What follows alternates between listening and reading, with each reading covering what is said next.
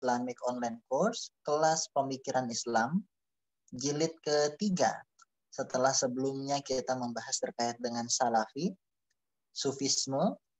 Nah, alhamdulillah di pertemuan ketiga kali ini kita membahas tema khusus terkait dengan tarekat.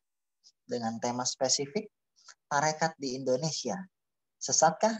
Nah, maka kami pertama mengucapkan terima kasih banyak kepada Ibu Bapak sekalian yang sudah berpartisipasi dalam seluruh rangkaian Islamic Online Course di kelas pemikiran Islam. Insya Allah masih ada satu pertemuan lagi untuk kelas pemikiran Islam yang bertema tentang pemulasaraan jenazah.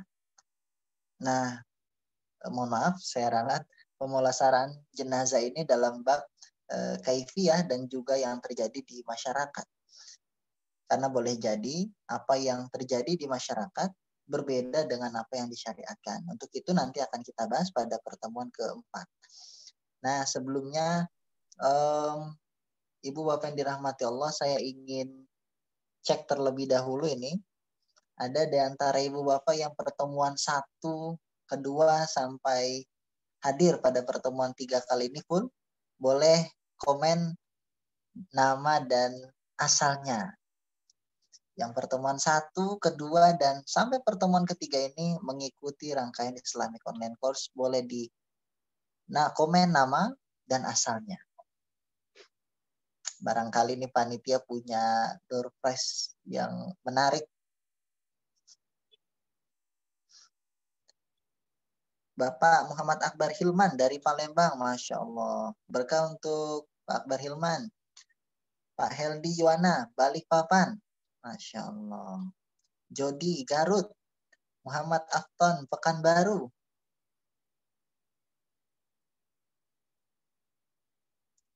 Ibu Mila Oktasafitri dari Bekasi.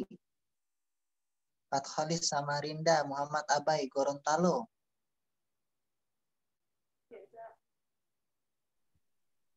Masya Allah.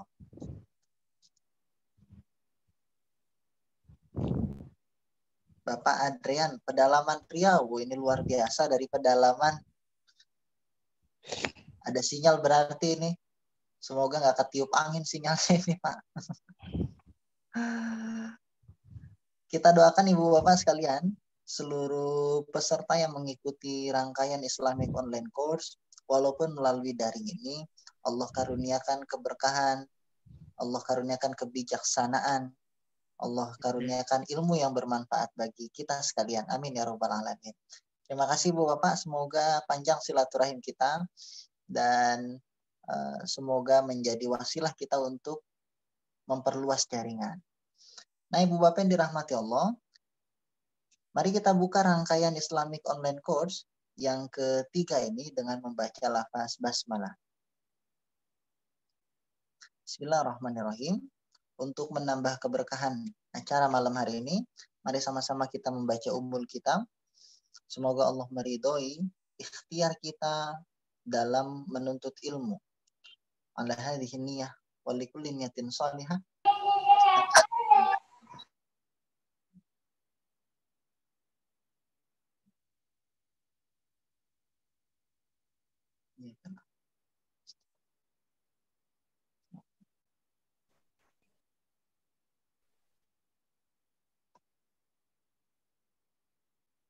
Amin ya Rabbal Alamin.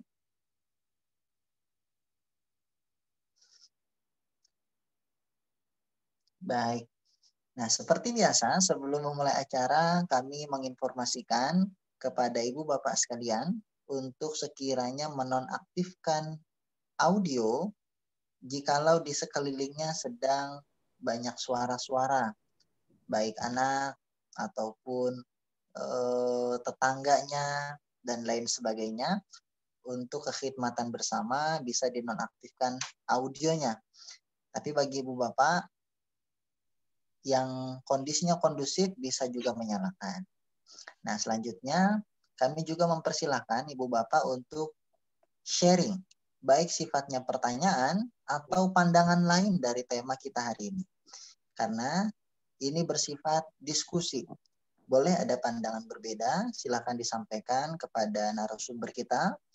Ibu Bapak bisa menggunakan raise hand yang ada di tombol monitornya masing-masing.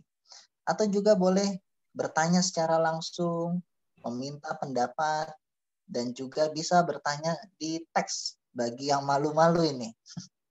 Boleh bertanya ke teks yang ada di Zoom. Nah, alhamdulillah kami juga mengapresiasi kehadiran Ibu Bapak pada pertemuan 1, kedua yang luar biasa tinggi animonya. Semoga Allah berikan keistiqomahan kita dalam menuntut ilmu. Amin ya rabbal alamin. Baik Ibu Bapak, insya Allah tema kita pada malam hari ini membahas tentang tarekat di Indonesia. Sesatkah? Nah, ada tanda tanya di situ. Apa sih yang dimaksud dengan tarekat? Bagaimana diskursusnya di masyarakat sehingga ada pro kontra, sehingga kita ingin mengetahui apa saja sebenarnya dimaksud tarekat, diskursus yang terjadi di masyarakat, dan lain sebagainya. Insya Allah masih dengan pemateri kita, guru kita, Al-Ustadz Dr. Ar-Razi Hashim. Kami cek terlebih dahulu apakah Ustadz Razi sudah hadir. Hadir. Assalamualaikum. Masya Allah. Assalamualaikum Ustadz Razi. Salam Ustadz Hardi. Sehat Ustadz? Alhamdulillah khair. Sangat sehat. Masya Allah. Kita doakan juga untuk guru kita Ustadz Razi. Semoga Allah berikan keberkahan dalam ilmunya. Allah berikan kesehatan dalam aktivitasnya. Amin ya rabbal alamin. Baik, tanpa memperpanjang kalam, mari sama-sama kita dengarkan materi Islamic Online Course kelas pemikiran Islam yang ketiga bertema tentang tarekat di Indonesia. Sesatkah? Tafadhol Ustadzuna, Ustadz Ar-Razi Hashim.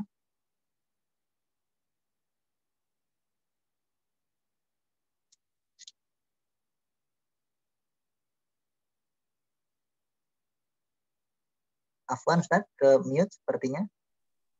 Ya, Assalamualaikum warahmatullahi wabarakatuh. Alhamdulillah Rabbil Alamin. Wassalatu wassalamu ala sayyidil mursalin wa ala alihi wa ashabihi wa li baitihi wa dzurriyyatihi ajma'in wa ba'du. Allahumma inna nas'aluka khaira hadzal lail wa khaira ma fihi wa khaira ba'da wa na'udzubika min syarri hadzal lail wa syarri ma fihi syarri ba'da. Baik, teman-teman yang dimuliakan Allah, di kesempatan malam ini kita diizinkan Allah untuk bertemu kembali mengkaji tentang persoalan yang sering jadi pertanyaan teman-teman di luar sana, terutama tentang persoalan tarekat ya. Ini memang sering jadi pertanyaan banyak orang. Apakah tarekat sesat atau tidak? Ya. Nanti kita akan coba hantarkan sesatnya di mana, jika tidaknya di mana, gitu. Nanti kita akan mulai dulu dari definisi, kemudian banyak hal yang berkaitan dengan itu. Baik. Sebelumnya mari kita mulai dengan baca Bismillahirrahmanirrahim. Bismillahirrahmanirrahim.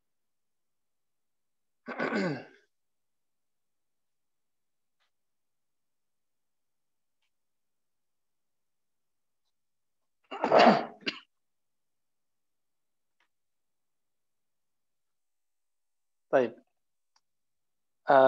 Sebelumnya, teman-teman yang makan Allah, kita harus definisikan dulu apakah itu tarekat ya. Jadi kita harus dulu dalam menjelaskan apa itu tarekat. Tarekat serapan dari bahasa Arab yaitu thariqah. Thariqah artinya jalan. Biasanya ini istilah yang muncul di kalangan ahli-ahli zikir, ahli-ahli qalbu, dan ini tidak digunakan oleh ahli fiqih dan ahli hadis kecuali dengan makna yang berbeda. Kata thariqah dalam ilmu hadis artinya sama dengan sanad ya. Sanad hadis ya, atau thariqur riwayah misalnya, tapi jarang juga dipakai. Nah, dalam hal ini teman-teman yang melakukan Allah, kata thariqah, tarekat itu berarti jalan. Maksud di jalan adalah praktek gitu. Jadi tarekat itu boleh kita artikan adalah praktek. Praktek apa? Praktek syariat. Maka di kalangan ahli qalbu itu ada istilah syariat, tarekat, hakikat, ma'rifat. Nah, ini istilah mereka. Jangan kemudian a priori dulu mengatakan, oh di zaman Nabi nggak ada itu. Tunggu. Di zaman Nabi juga nggak ada istilah sahih, hasan, dhaif. Ya, istilah hadis itu nggak ada. Jadi kalau ada istilah sah, batal, kemudian kita sebut misalnya ada makruh, ya, mustahab, mandub, itu semua istilah-istilah yang dibuat oleh ulama. Begitu juga kayak istilah syariat, tarekat, hakikat, ma'rifat. Tapi istilah ini diinspirasi semua dari Al-Quran dan Sunnah. Nah, maka teman-teman yang bukan Allah, lalu apakah tarekat itu ketika diserap dari bahasa Arab, dari bahasa Arab di komunitas apa ditemukan? Ditemukan di komunitas orang-orang yang kita sebut tasawuf. Komunitas tasawuf ini nggak jauh berbeda dengan komunitas ahli fikih. Di dalam fikih itu cara untuk praktek fikih itu disebut dengan mazhab, bermazhab. Misalnya teman-teman ada tata cara sholat. Nah, tata cara sholat itu nanti yang menerjemahkan adalah mazhab. Ketika ada hadis sallu kama ra'aitumuni usolli, sholatlah kamu seperti mana kamu melihat aku sholat. Kan begitu hadisnya. Maka hadis ini kemudian diterjemahkan oleh ahli fikih. Jadi ahli fikih yang menerjemahkan. Tapi ahli fikih hanya sampai kepada persoalan zahir. Misalnya sholat Nabi itu ngangkat tangannya sampai di mana, gitu, sampai ke bahu kah, sampai ke telinga kah. Kalau sujud apa yang kena bacaannya, yang fasih bagaimana. Nah, itu masuk ke ilmu tajwid juga. Tapi kalau ahli kolbu, ahli tarekat, itu kemudian mencari cara supaya kolbu terkoneksi kepada Allah. Jika syarat sah sholat itu menghadap kepada kiblat secara fisik, maka ahli tarekat itu ingin mengkoneksikan dengan kolbu, bahwa kolbu ini terkoneksi, berkiblat kepada pencipta Ka'bah. Yang memuliakan Ka'bah itu siapa? Yaitu Allah. Jadi ini kemudian terkandung dalam doa iftitah itu ya, wajjahtu wajhiyah. Kalau ahli fikih debatnya bacaannya mana yang afdol. Ahli hadis memperdebatkan riwayat mana yang sahih. Kalau bagi ahli kolbu, kalimat mana saja yang membuat kamu terhubung secara rohani dengan Allah. Itu yang disebut tarekat sebenarnya. Jadi tarekat itu lebih kepada metodologi. Oleh karena itu, metodologi itu, ini teman-teman mungkin tentu sudah sekolah, sudah kuliah, dan mengetahui apa yang akan saya maksud. Kalau ada sekolah, misalnya sama-sama kurikulum 2013. Tapi kenapa satu sekolah lebih dominan, lebih menonjol dari sekolah yang lain? Kenapa? Karena penerapan dari kurikulumnya itu lebih ketat, lebih disiplin. Guru-gurunya sangat teladan dan mempunyai skill yang bagus. Sama, thariqah itu sama seperti kurikulum. Jadi thariqah itu boleh kita artikan juga kurikulum, praktek kurikulum. Meskipun namanya sama-sama misalnya thariqah A, tapi ketika beda tempat thariqahnya, beda orang yang mengajarkan thariqahnya, nanti akan beda implikasinya. Sama-sama kurikulum 2013, ada yang gagal, ada yang sukses. Sama-sama thariqat A, thariqat B, ada yang gagal, ada yang sukses. Kira-kira begitu, teman-teman yang melakukan Allah. Nah, ini yang saya maksud dengan jangan menghukumi sesuatu karena oknum atau karena persoalan parsial. Ya. Nah, dalam hal ini, teman-teman yang melakukan Allah, perlu juga kita ingatkan bahwa thariqah itu hanya sebatas kurikulum. Kurikulum cara atau metodologi dalam mempraktekkan syariat secara rohani. Ya, kalau fikih mempraktekkan syariat secara jasmani, secara zahir. Oke, jadi itu perbedaan tipis antara mazhab dengan thariqah. Ya, kalau di kalangan ahli hadis ada istilah misalnya Sahih Bukhari, berarti hadis ini hadis Nabi, tapi dikumpulkan oleh Imam Bukhari berdasarkan metodologi Imam Bukhari yang beliau menyebutnya sahih, lalu disepakati oleh para ulama. Kira-kira seperti itu. Ya. Karena ulama menyepakati kesahihannya, kita sebutlah Sahih Bukhari ini valid. Tapi kita sebut hadis Sahih Bukhari. Kenapa nggak kita sebut hadis Nabi? Karena si pengumpul inilah yang penting. Nanti ada hadis Tirmizi, hadis Nasai, dan lain-lainnya. Maka teman-teman, thariqah itu juga sama. Thariqah itu metode atau kurikulum cara menerapkan syariat secara rohani. Syariat itu kan satu, tapi penerapannya itu bisa ke zahir, bisa ke batin. Ketika diterapkan secara rohani, maka dia dikumpulkan atau dimodifikasikah atau diriwayatkan oleh seorang imam. Maka bernamalah nanti kumpulan itu, kumpulan metodologi itu, kumpulan tata cara itu dengan thariqat fulan. Kalau misalnya cara sholat yang dikumpulkan Imam Syafi'i disebut mazhab Syafi'i. Cara sholat yang dikumpulkan Imam Ahmad disebut Imam mazhab Hanbali. Begitulah terusnya. Begitu juga dalam thariqat. Thariqat itu zikir, tata cara zikir yang diajarkan, yang dikumpulkan dari Nabi oleh Syekh Abdul Qadir Jilani atau Jailani. Maka disebut thariqah qadiriyah.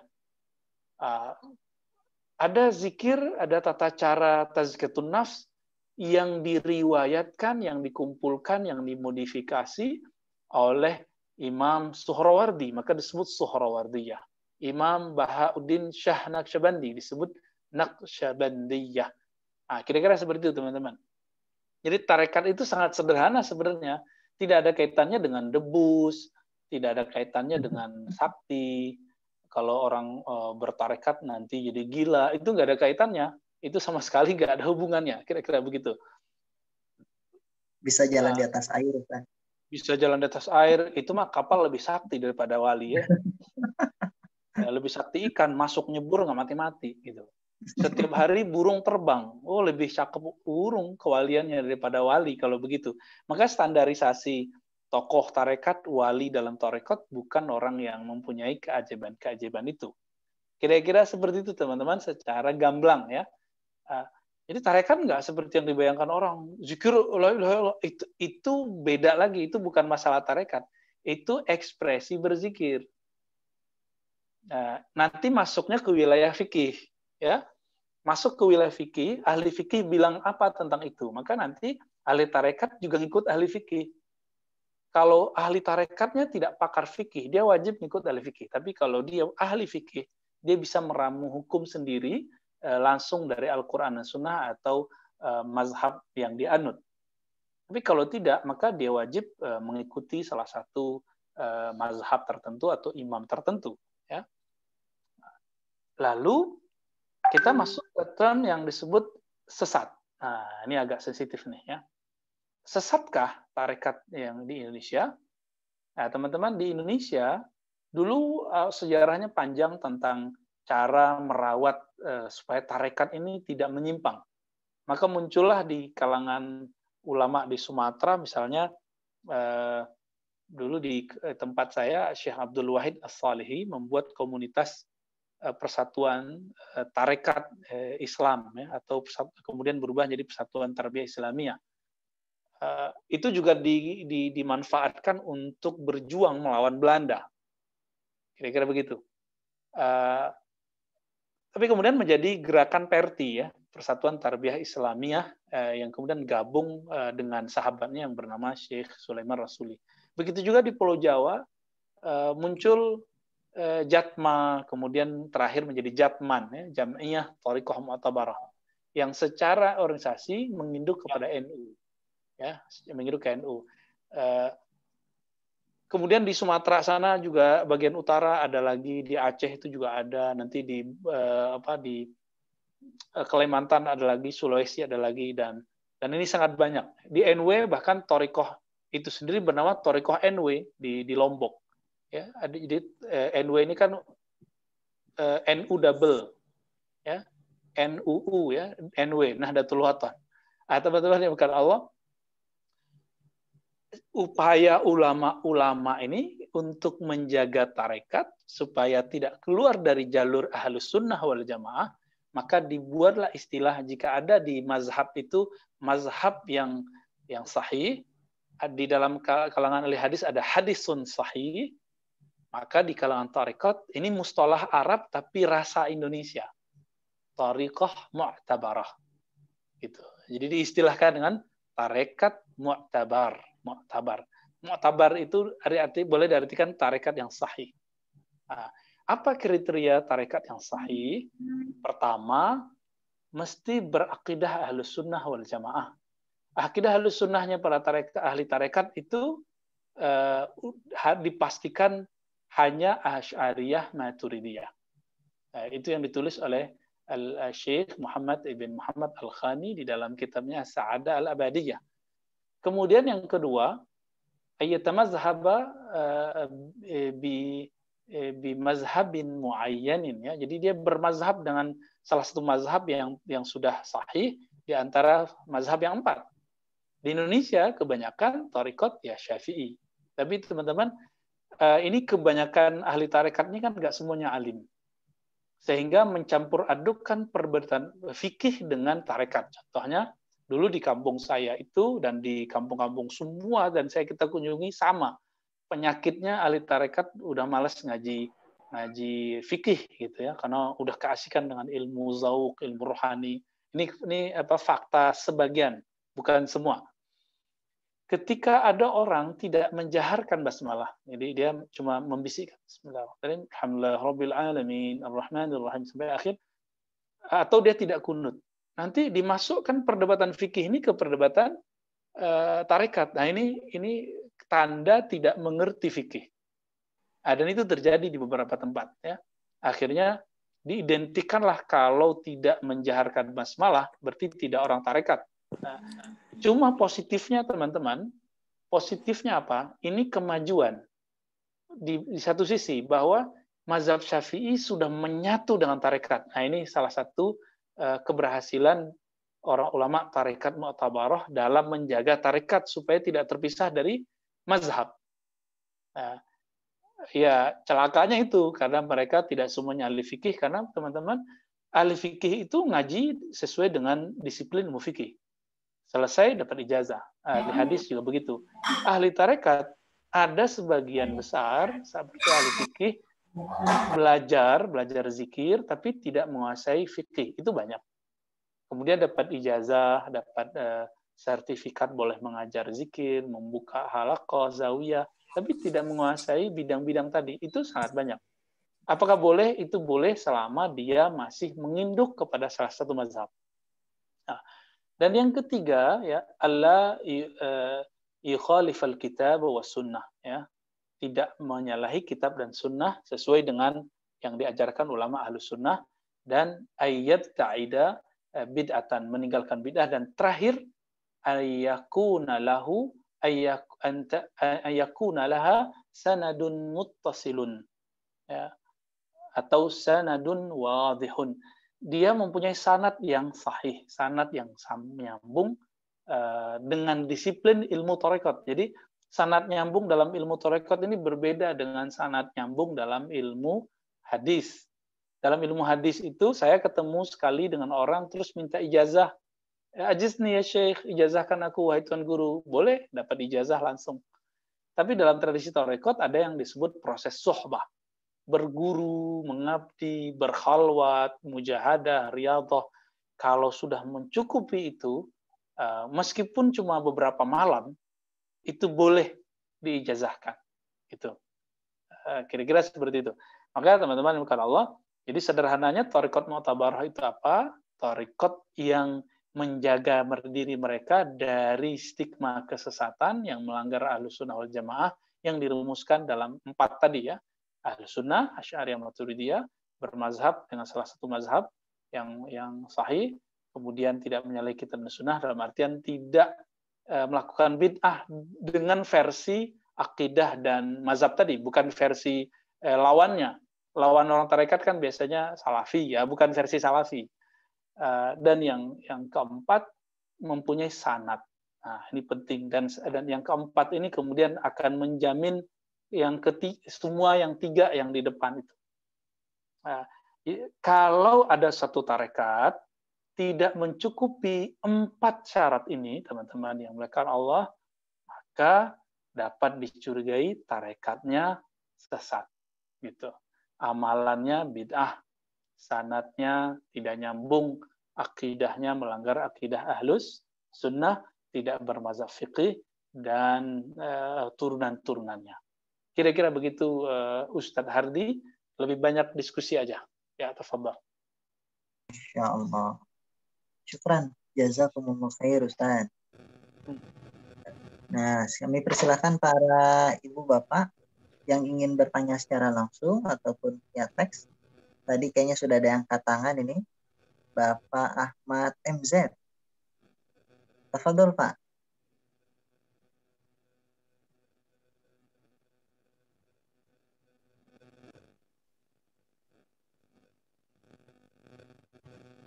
Silakan Pak Ahmad MZ.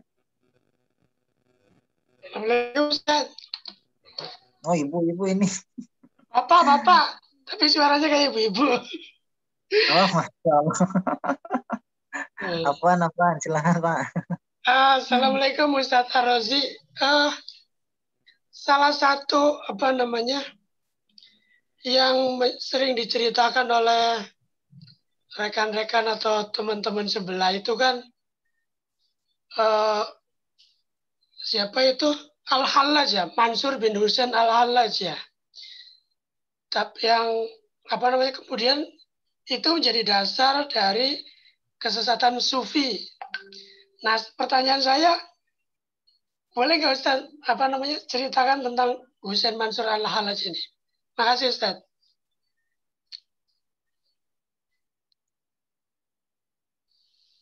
Baik, terima kasih Pak Ahmad MZ. Tafadhol Ustaz Razi.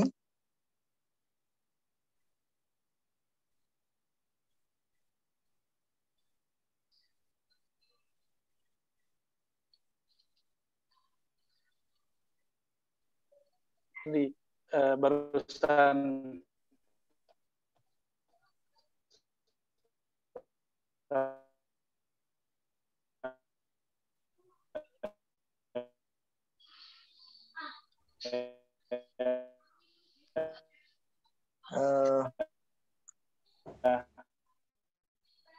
tiba-tiba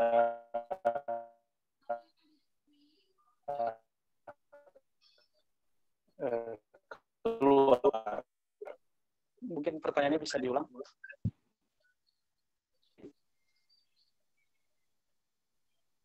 Halo? Afwan, Ustaz Razi, tadi suara terputus.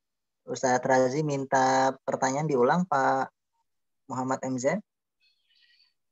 Ini Ustadz yang sering jadi dasar yang diceritakan tentang kesesatan sufi itu kan riwayatnya Husain bin Mansur Al-Hallaj ya. Mungkin bisa diceritakan ini Ustadz. Husain bin Mansur Al-Hallaj ini siapa dan bagaimana dengan reaksi dari Imam Junaid Al-Baghdadi. Makasih Ustadz.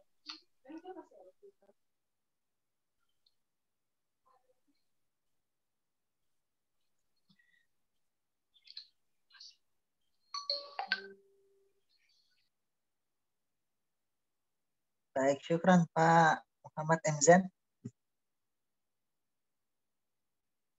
Tafadhol Ustaz Razi terkait dengan syekh yang dimaksud oleh Pak Muhammad MZ sebagai dasar kesesatan sufi kalau tidak salah.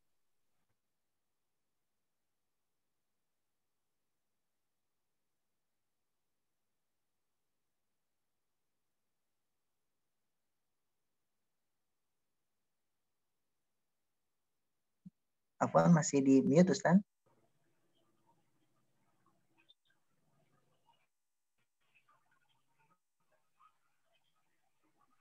Oke, suara aneh Di mute barusan. Baik. Tentang Al-Hallaj ya.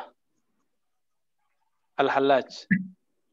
Al-Hallaj, teman-teman dimakan Allah, adalah salah satu orang ulama yang hidup di masa salaf, lalu wafatnya di awal abad keempat. Namanya Abu Mansur Al-Hallaj. Beliau disebutkan berguru atau bersahabat dengan imam salaf juga, namanya Junaid Al-Baghdadi, yang wafat tahun 297 Hijriyah. Apa masalah Al-Hallaj? Al-Hallaj ini kalau zikir selalu rasa girang, cintanya itu berlebih. Sehingga ekspresinya pun berlebih. Antum kalau lagi girang, terus karakternya memang karakter orang-orang yang mungkin seniman lah ya. Al-Hallaj ini ada jiwa-jiwa seninya. Maka semua yang dirasakan itu diekspresikan. Sehingga ekspresi itu dianggap berlebih oleh ahli syariat, bahkan oleh ahli imam tarekat di zamannya, itu Imam Junaid. Apa kata Imam Junaid terhadap Hallaj? Wahai Hallaj, ini tidak ada yang bisa menghentikanmu dari kata-katamu yang berlebihan itu, yang disebut syatahat, kecuali adam, kecuali hukum berdarah. Yang diartikan hukum berdarah itu ya hukum penggal. Ini terjadi nanti di negeri kita, Siti Jenar. Ya, maka teman-teman yang melakukan Allah,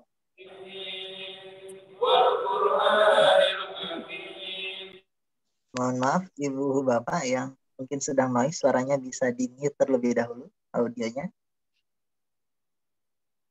Oke. Ya, status Al-Hallaj ini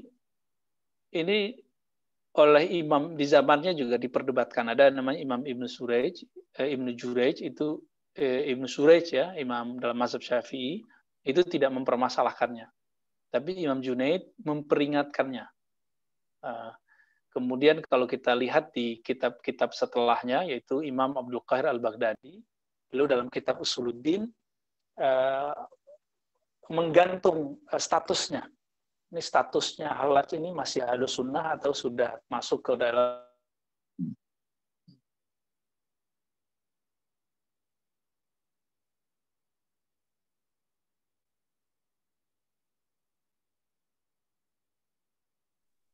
Afwan, ini error terus nih sinyalnya. Lalu setelah Imam Abdul Qahir Al-Baghdadi, datanglah Imam Ghazali. Beliau pengarang kitab Ihya Ulumuddin, kemudian juga Mishkatul Anwar, dan kitab-kitab yang lain. Apa kata beliau? Sebenarnya yang dialami oleh Al-Hallaj itu bisa dipahami secara kerohanian. Ibarat orang yang lagi kasmaran, lalu kalam-kalamnya itu sudah di luar batas normalnya seseorang, gitu. Namanya orang kasmaran. Al-Hallaj mengalami itu. Itu sebabnya Al-Imam Abu Hamid Al-Ghazali mengatakan, seandainya saya jadi qadhi, saya akan bebaskan dia. Saya tidak akan masukkan dia ke dalam penjara. Gitu. Tapi dalam penelitian Animer Schimmel, seorang pencinta kajian keislaman di kalangan orang Jerman, beliau tidak layak lagi disebut orientalis karena beliau bercerita tentang Islam itu sudah kayak orang Islam. Gitu. Bercerita tentang Nabi Muhammad kayak orang Islam. Tapi sayang meninggalnya dengan tradisi agama setempat ya, Protestan. Jadi rohaninya mungkin sudah Islam lah itu. Animer Schimmel ya. Dan dia menyebut begitu juga ada namanya Massignon ya, Massignon ya. Massignon orang Prancis itu juga menulis hal yang sama. Tapi mereka berbeda persepsi. Intinya teman-teman, ternyata meninggalnya Al-Hallaj itu ada kaitannya dengan politik. Jadi Al-Hallaj ini disukai oleh penguasa karena kalam-kalamnya menyentuh, lalu dibuatlah konspirasi bahwa dia melanggar syariat. Dia dibuat sebuah cerita bohong bahwa dia mengarang satu buku haji cukup di rumah, gitu. Haji cukup di rumah. Dulu kan buku tidak pakai hak cipta, nggak ada copyright. Jadi kalau saya ngarang kitab, nanti Ustadz Hardi misalnya nyalin, nanti antum yang hadir nyalin. Salinan itu judulnya sama, Lalu ada orang menyisipkan, bahasa Arabnya madsus, ya, dassa alaih atau madsus, disisipkan yang bukan karya beliau, kalam beliau, tentang masalah haji tadi, bahwa Al-Hallaj mengatakan haji cukup di rumah, gitu. Padahal Hallaj tidak pernah mengatakan itu. Nah, ketika di mahkamah, qadhi nanya, Hallaj, ya Aba Mansur Hallaj, hal hadza kitabuk, apakah ini karyamu? Hallaj melihat, oh ya itu karya saya. Tanpa babi bu, langsung diputuskan, kamu zindik, kamu halal darahnya, dan akan dihukum penggal. Gitu. Nah, jadi ini ada unsur-unsur politik juga. Wallahu ta'ala alam, tapi kita mendapatkan beberapa redaksi-redaksi begitu, baik dalam sejarawan muslim atau sejarawan yang pengamat di luar agama kita. Dan mereka sangat serius mengkaji itu. Nah, adapun saya pribadi, saya tidak meyakini Al-Hallaj itu sesat. Saya meyakini Al-Hallaj itu beliau mabuk. Jadi babnya bab sakar. Orang mabuk cinta, ya dimaafkanlah. Ya. Rufi al-qalam anis salasa, diangkat hukum dari 3 golongan, salah satunya orang yang mabuk. Mabuk khamar aja diampuni kok. Mabuk khamar, kemudian dia berbuat salah, diampuni kok. Apalagi mabuk cinta gitu. Makanya ada hadis orang yang man mata, siapa yang meninggal dalam keadaan rindu, matinya mati syahid. Walaupun hadisnya dhaif dari Abu Daud, tapi ini dipakai oleh sebagian ulama. Oke, itu komentar saya tentang Al-Hallaj. Wallahu ta'ala alam. Semoga Allah jaga kita dari kesalahan. Masya Allah. Syukran Ustaz. Nah, ini kata Pak Muhammad MZ sebenarnya ingin bertanya lagi, tapi karena antrian banyak. Nanti setelah selesai insya Allah akan kita beri kesempatan kembali. Terima kasih juga Pak Muhammad MZ. Nah, selanjutnya ada yang ingin juga bertanya atau berdiskusi secara langsung, Pak Abai. Silakan Pak Abai.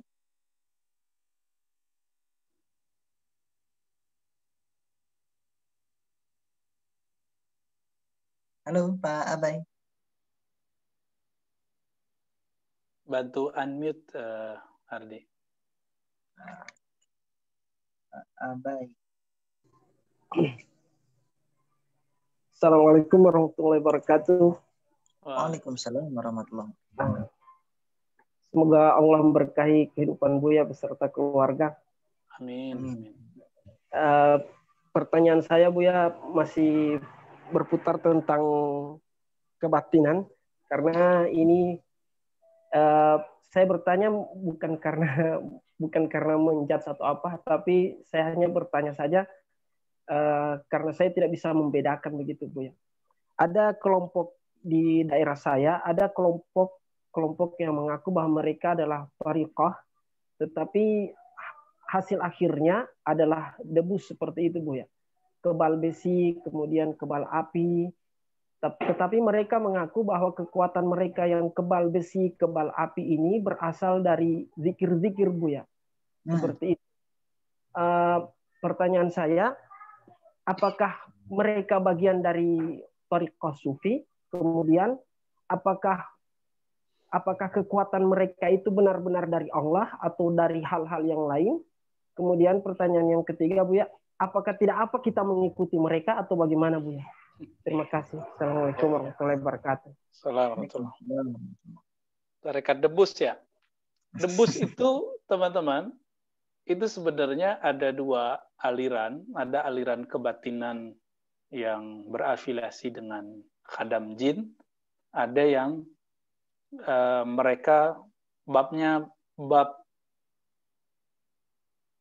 melihat kebesaran Allah.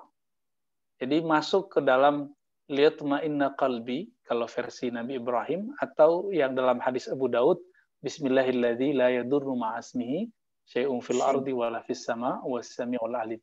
Coba diterjemahkan apa itu? Bismillahilladzi, dengan nama Allah yang siapa yang bersama dengan namanya tidak ada satu pun di langit dan bumi yang mampu menyakitinya, merusaknya. Besi, api, beling, racun, air keras, semuanya adalah dari bumi. Kalau orang betul-betul bersama Allah, bersama nama Allah, ma'asmihi, bersama nama Allah aja, belum bersama Allah, itu sudah diberi satu keajaiban, yaitu debus. Maka debus ini dulu oleh orang-orang tarekat Rifaiyah dijadikan sebagai alat dakwah untuk mengalahkan debus-debus jinniyah, debus-debus kebatinan. Tapi itu cuma alat. Dulu itu ulama kita pakai silat, pakai debus. Ya. Itu sebenarnya bukan bagian dari tarekat. Itu cuma bagian dari olah zikir yang ada di tarekat tertentu, lalu si gurunya menemukan satu rahasia debus berdasarkan hadis Nabi tadi. Coba nggak usah jauh-jauh deh. Antum kalau baca Khalid Al-Walid, itu adu minum racun. Nah, ilmu Khalid Al-Walid inilah yang sebenarnya dikembangkan oleh para debus-debus tarekat ini. Tapi pohon diingat, debus itu bukanlah tarekat. Debus itu hanyalah mainan-mainan alat dakwah orang-orang tarekat. Jadi jangan kemudian dipukul rata. Karena di luar sana saya juga meneliti dari masih kecil sampai sekarang, ada debus yang pakai tirakat-tirakat jinniyah, ya, tirakat jin, kadam-kadam jin. Ada yang pakai jimat. Nah, kalau yang zikir tarekat itu saya pernah langsung ke komunitasnya langsung dulu. Mereka cuma sholat 2 rakaat lalu zikir sejenak, udah habis itu kebal. Kita tanya gurunya, langsung tanya ke ahlinya, jangan tanya kepada musuhnya. Tanya aja kepada dia, apa yang Anda lakukan, apa yang Anda baca. Ternyata yang dibaca Bismillahirrahmanirrahim la yadurru ma'asmihi. Selebihnya kirim Fatihah gitu. Kirim Fatihah ke Imam Rifai, Imam Abdul Qadir Jilani, imam-imam itulah. Lalu mereka kemudian minta, ya Allah beri saya kekuatan dengan kebesaran namamu. Jadilah barang itu. Dan itu tidak ada kaitannya dengan tarekat manapun. Jadi sebenarnya tarekat apa aja bisa. Namun teman-teman, saya tidak terlalu cenderung. Dulu waktu kecil wajar kita main-mainan. Itu mainan anak-anak. Setelah mulai remaja, dewasa, saya bersyukur ibu saya dulu melarang saya belajar debus. Akhirnya saya nggak jadi belajar debus. Tapi setelah dewasa kita paham bahwa debus hakiki itu adalah ketika kita nggak tersentuh oleh api neraka. Masya Allah. Maka hadis ini, Bismillahirrahmanirrahim, ini yang dimaknai dalam hadis Imam Bukhari. Innallaha harrama 'alan nar, ya. Sesungguhnya Allah mengharamkan neraka untuk menyentuh man qala la ilaha illallah min qalbihi anafsi. Yang membaca la ilaha dari dalam dirinya atau dari dalam kalbunya. Nah, kalau ahli debus itu zikirnya itu dari kolbu dia alirkan ke tubuhnya. Nah, mainnya semuanya dikhayali, diimajinasi. Imajinasi aja bisa mensugesti badan gitu, apalagi di akhirat nanti. Maka teman-teman, mari debus hakiki, debus yang tidak dimakan api. Caranya gimana? Antum banyak-banyak zikir asma Allah Subhanahu wa Ta'ala. Itu ya.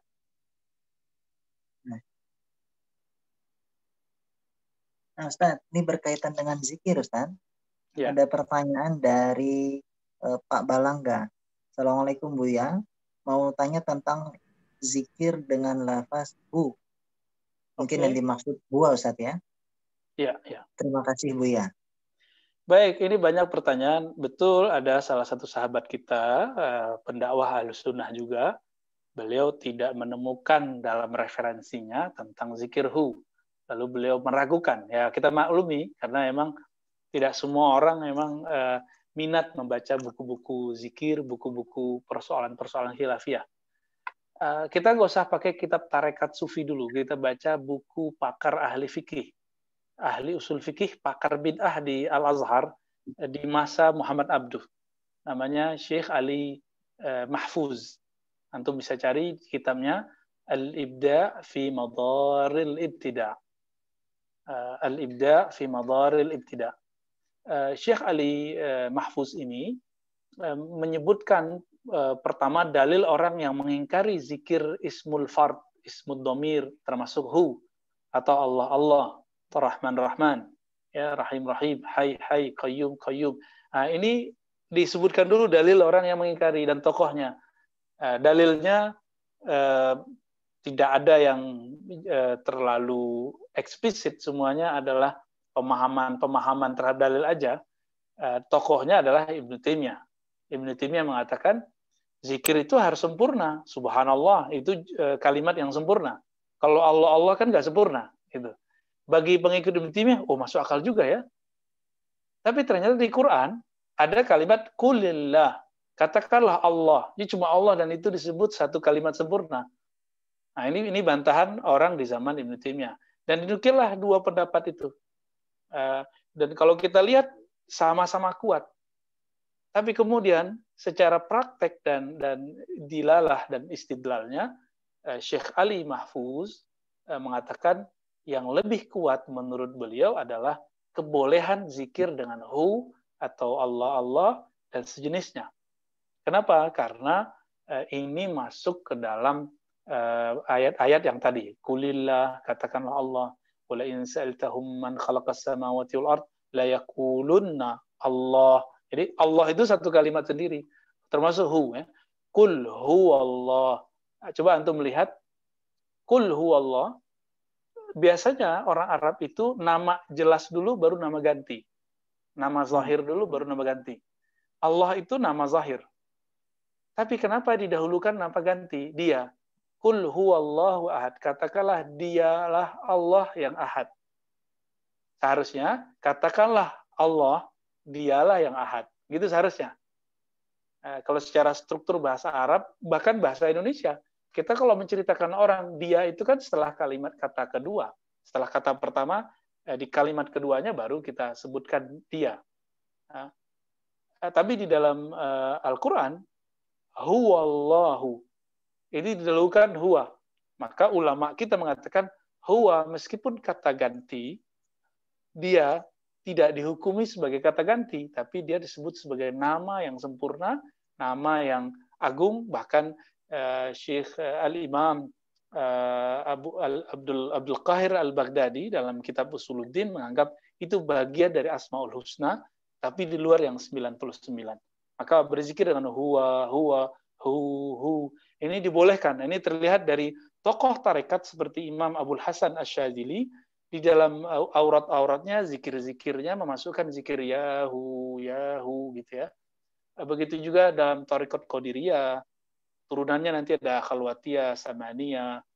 Itu mereka sepakat semua berzikir hu Allah atau hu Allah. Jadi ayat pertama dari Al-Ikhlas itu diturunkan. Kul hu Allah, diambil hu Allahnya. Kan itu perintah. Katakanlah hai Muhammad, hu Allah. Maka sebagian misalnya di Haqqani mereka pakai ahad misalnya, ahad atau hak. Itu juga ada. Maka teman-teman yang melakukan Allah, ini masuk ke ranah fikih, tapi dia beririsan dengan amalan tarekat. Jadi kalau mau menjawabnya bisa dalam dua sisi. Pertama tadi Syekh Ali Mahfuz dari sisi fikih, kemudian dari sisi prakteknya, ternyata imam-imam ahli tarekat yang ahli sunnah, mereka memakainya. Kira-kira seperti itu, ya. Syukran, sebelum ada pertanyaan secara langsung oleh Bapak Yoga Sadewa dan Bapak Oppo A5S, ini kalau nama akunnya.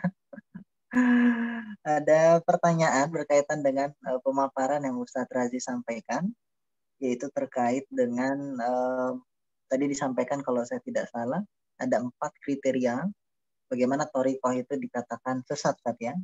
Nah, beliau pertanyaannya, mohon keterangan Buya mengenai thariqah yang paling banyak di Indonesia dan thariqah yang sesat.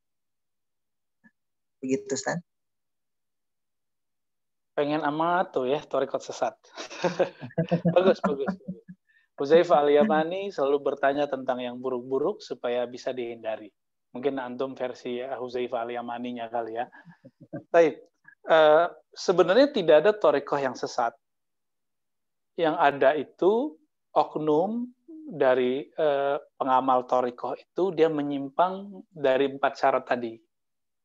Misalnya nanti ada Naqsyabandi, dia secara fikih sudah nggak ngikutin mazhab, duluan puasa, duluan hari raya gitu. Antum tahu kan maksudnya itu di kampungnya Ustaz Hardi itu.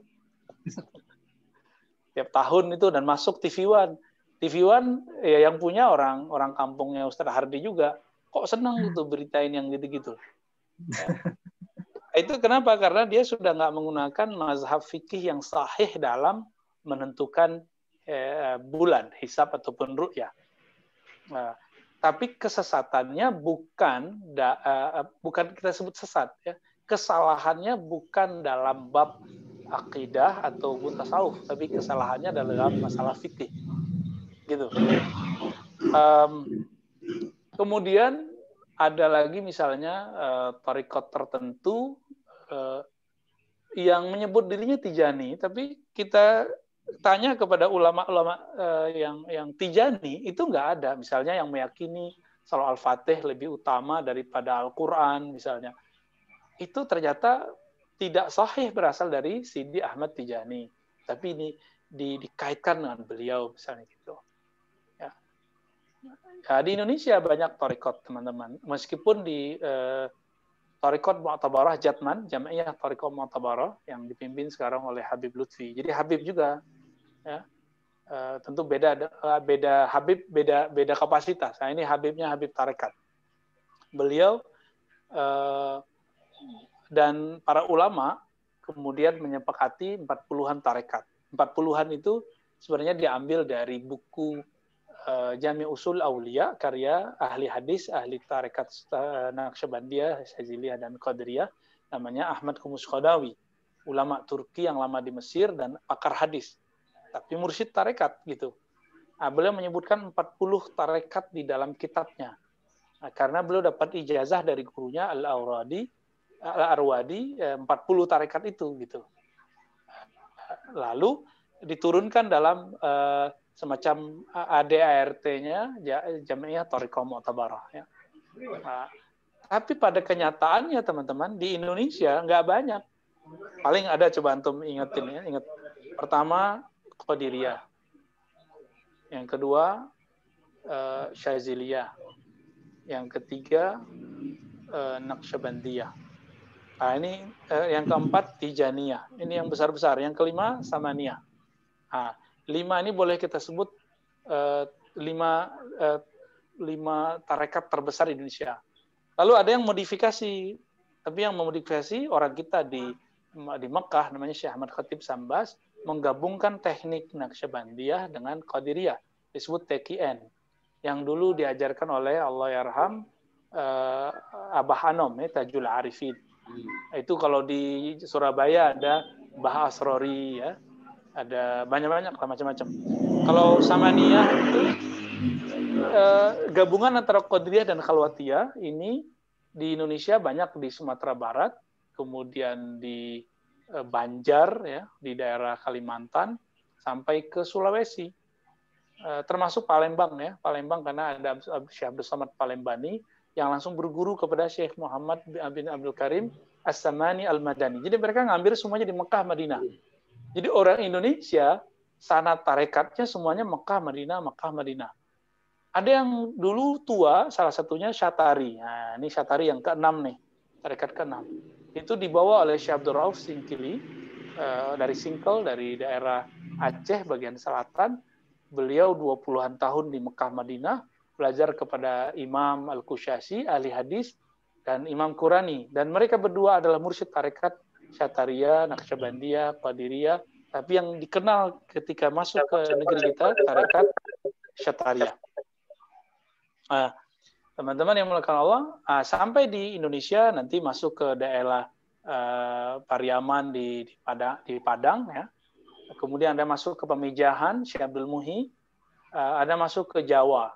Maka nanti Pangeran Diponegoro itu salah satu tarekatnya adalah tarekat Syatariah, di samping tarekat-tarekat yang lain. Ya. Jadi pejuang-pejuang kita dulu, mereka bertarekat, teman-teman. Ketika antum kemudian mengatakan karena tarekat itu terjadi kemunduran Islam, itu kesalahan memahami sejarah. Bahkan seorang temannya, salah satu presiden kita yang lama, ya, dari NU, itu di Belanda, namanya Martin van Brunezen. Dia nulis buku Kitab Kuning, kemudian buku Sejarah Tarekat Naqsyabandiyah di Indonesia, kemudian Sejarah Tarekat Naqsyabandiyah di Asia Tengah. Apa yang dia temukan? Hampir semua pejuang yang mengusir para penjajah itu bertarekat. Di Indonesia mayoritas tarekat Naqsyabandiyah, Qadiriyah, Syaziliyah. Kalau di di daerah Asia Tengah rata-rata itu Naqsyabandiyah. Ya. Jadi ini penemuan dia. Jadi tidak benar semangat jihad hilang di kalangan Sufi. Justru Sufi itu nggak ada takutnya terhadap mati. Ya, nggak kalah sama lapar. Nah, kalau laskar-laskar sekarang saya nggak tahu, kalau udah lapar kayaknya semangatnya hilang nih. Karena kurang belajar tarekat. Jadi antum yang jadi laskar apapun harus belajar zikir supaya hilang rasa takut kepada selain Allah Subhanahu wa taala, rasa bergantung kepada selain Allah Subhanahu wa taala. Baik.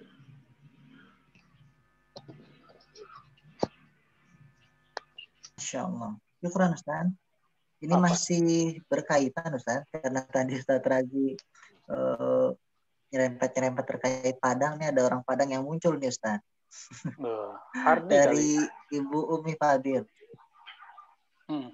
Ustaz, pada waktu lalu di TV saya mendengar ada salah satu tarekat di Padang memulai awal Ramadan sampai 3 hari mungkin maksudnya mendahului awal Ramadan di Indonesia. 2 hari Apa bisa terjadi dan 2 hari ya? Dan apakah tidak ditegur MUI setempat dan sepertinya para jamaahnya menyendiri terpisah dengan masyarakat lain? Apakah tidak menyebabkan eksklusivitas Islam? Yang kedua, seperti jamaah tabligh tidak termasuk tarekat Ustadz karena sering menyendiri atau berkhulwat di masjid-masjid. Oke. Tadi sebagian sudah dipaparkan Ustadz ya. Oke, Mifadil ya. Berarti Padangnya bukan di kota Padang nih. Ya. Tarekat yang disebut adalah tarekat Naqsyabandiyah. Tapi saya sudah tanya ke teman-teman saya yang di sana, termasuk ada salah satu yang jadi ulama di Riau ya, Buya Zulhendri, masih muda juga, seumuran Hardi lah, tapi sudah jadi ulama besar di sana. Dia bilang itu mursyidnya tidak mengerti ilmu syariat, tidak mengerti ilmu hisab. Bahkan sanad kemursidannya diragukan gitu. Jadi sudah ada yang negur, udah banyak yang berdiskusi, tapi karena mereka tidak mau diluruskan, akhirnya dibiarkan kan, tidak ikraha fiddin, tidak ada paksaan dalam agama. Nah, cuma otoritas Naqsyabandiyah di sana secara umum berlepas diri dari apa yang mereka lakukan itu. Ya, jadi mereka itu menentukan bulan itu pakai hitungan jari, yang disebut khumasi, hitung mundur gitu. Hitung mundur 5 jari. Enak amat kan?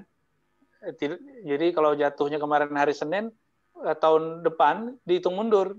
Senin, Minggu, tahun sebut Ahad, Sabtu, Jumat, Kamis. Oh, berarti tahun depan jatuhnya Kamis.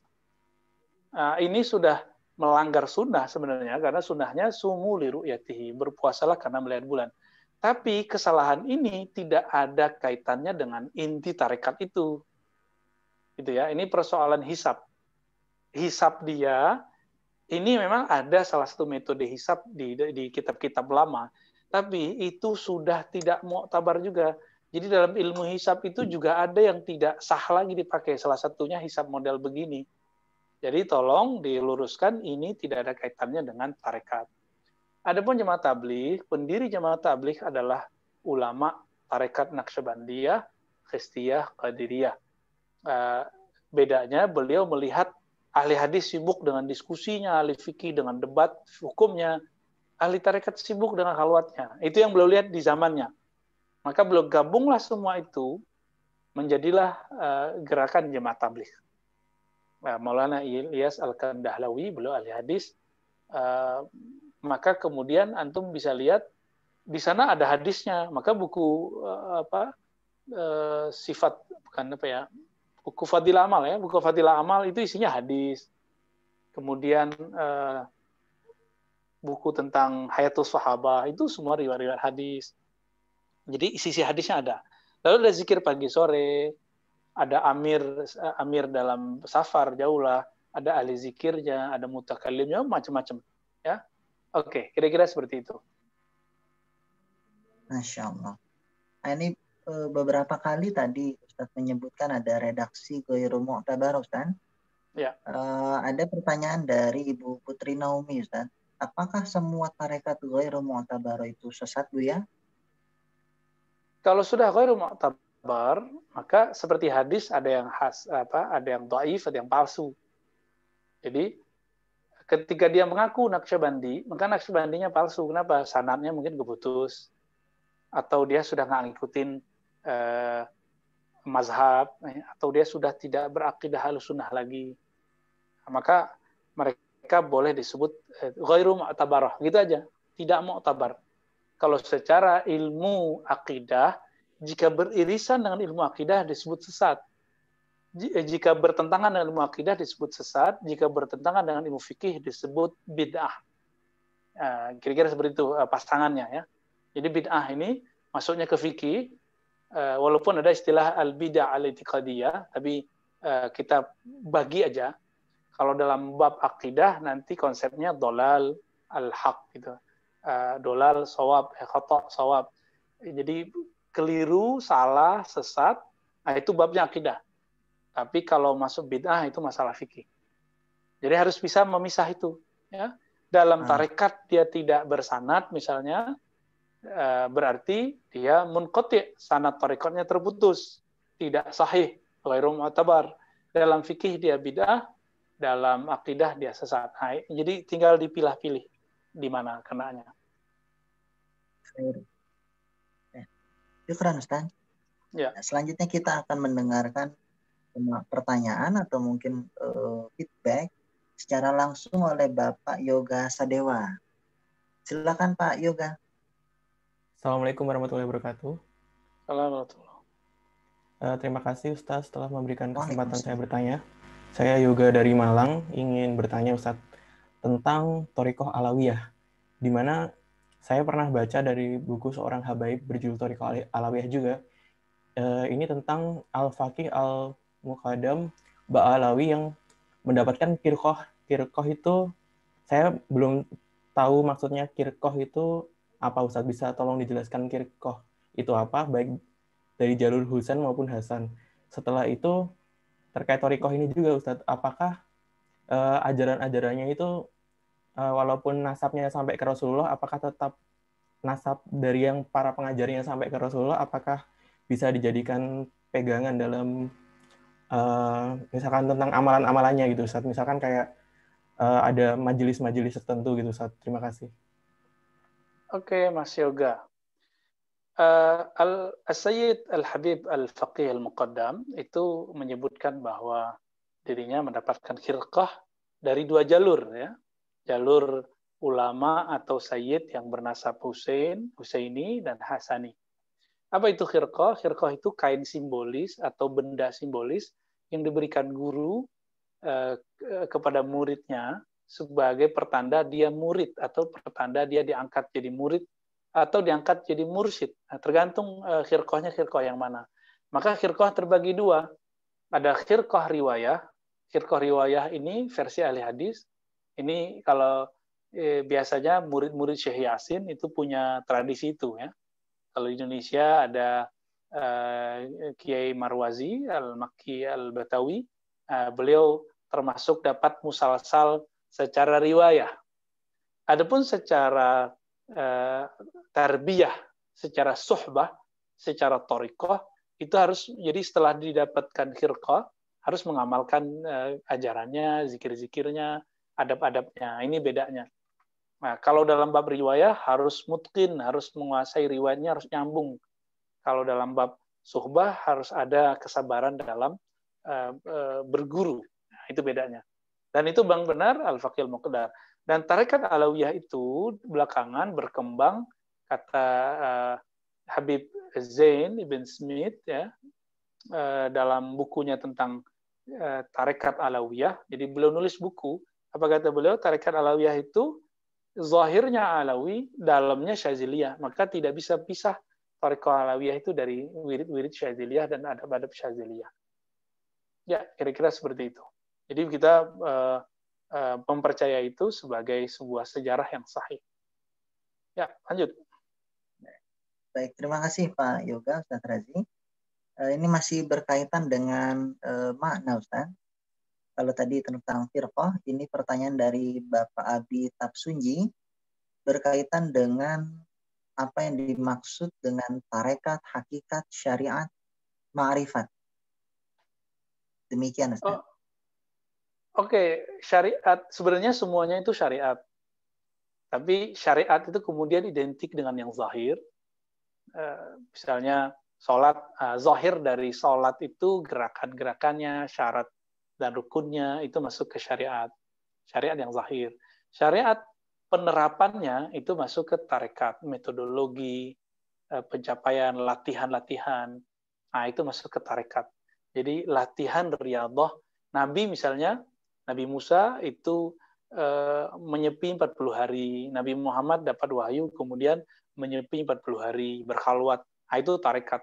Nabi Muhammad SAW walaupun tidak Allah tidak mewajibkan kepada umat untuk sholat tahajud, tapi tarekatnya Nabi Muhammad secara pribadi mewajibkan dirinya sholat tahajud. Qumil laila illa qalila, kan gitu ayatnya. Ini masih banyak lain. Nabi Muhammad setiap saat beliau zikrullah. Yazkurullah ala kulli hin, hadis riwayat Imam Muslim. Nah, secara hakikat muncullah kemantapan kolbu. Jadi hakikat itu adalah kemantapan kolbu. Hasil dari bertarekat. Kemantapan kolbu ini menghasilkan nanti makna-makna, kebijaksanaan, pengetahuan, knowledge, kemudian disebut dengan ma'rifah. Nah, gitu modelnya. Ini cuma istilah aja. Dalam ilmu hadis juga ada, tapi dengan istilah beda. Dalam fikih juga ada, tapi dalam formulasi yang sedikit berbeda. Kalau ada orang yang menentang tidak ada di zaman Nabi, itu karena dia tidak memahami ikhtilaful ibarat, perbedaan ibarat antara beda ilmu, beda istilah. Ya, tafadhal. Syukran Ustaz. Nah, selanjutnya ada pertanyaan dari Bapak Doli Indra Harahap. Izin bertanya Ustaz, apakah dalam rangka mencapai kesempurnaan ibadah, maka kita memang perlu juga mempelajari tasawuf? Ataukah bila hanya memperdalam fikih saja sudah dapat mencukupi? Ada pertanyaan sejenis dari Bapak Heru. Apakah kalau bertasawuf harus bertariqah? Oke. Demikian Ustaz. Kalau berfikih harus bermazhab nggak? Harus bermazhab. Ya. Kalau berakidah harus bermanhaj, salah satunya Asy'ariyah, Maturidiyah nggak? Iya. Meskipun antum nggak tahu namanya dan tidak menguasai semuanya. Maka Imam Ghazali, jadi antum alhamdulillah bertanyanya menunjukkan bahwa ada kesadaran ke sana. Imam Ghazali itu membedakan antara fikih dengan tasawuf cuma dari dua hal. Fikih itu ma'rifatus sahih wal batil. Mengetahui amalan ini sah atau batal, sunnah atau bid'ah. Itu fikih. Kalau tasawuf, ma'rifatur rad aul qabul. Mengetahui amalan ini bakal diterima atau ditolak. Itu bisa dicek dalam ilmu tasawuf. Nah, ini kitabnya yang di belakang ini ya. Kitab Ihya Ulumuddin yang di belakang saya. Jadi kira-kira perlu nggak nih saya mengetahui ilmu saya, amalan saya bakal diterima atau tidak gitu.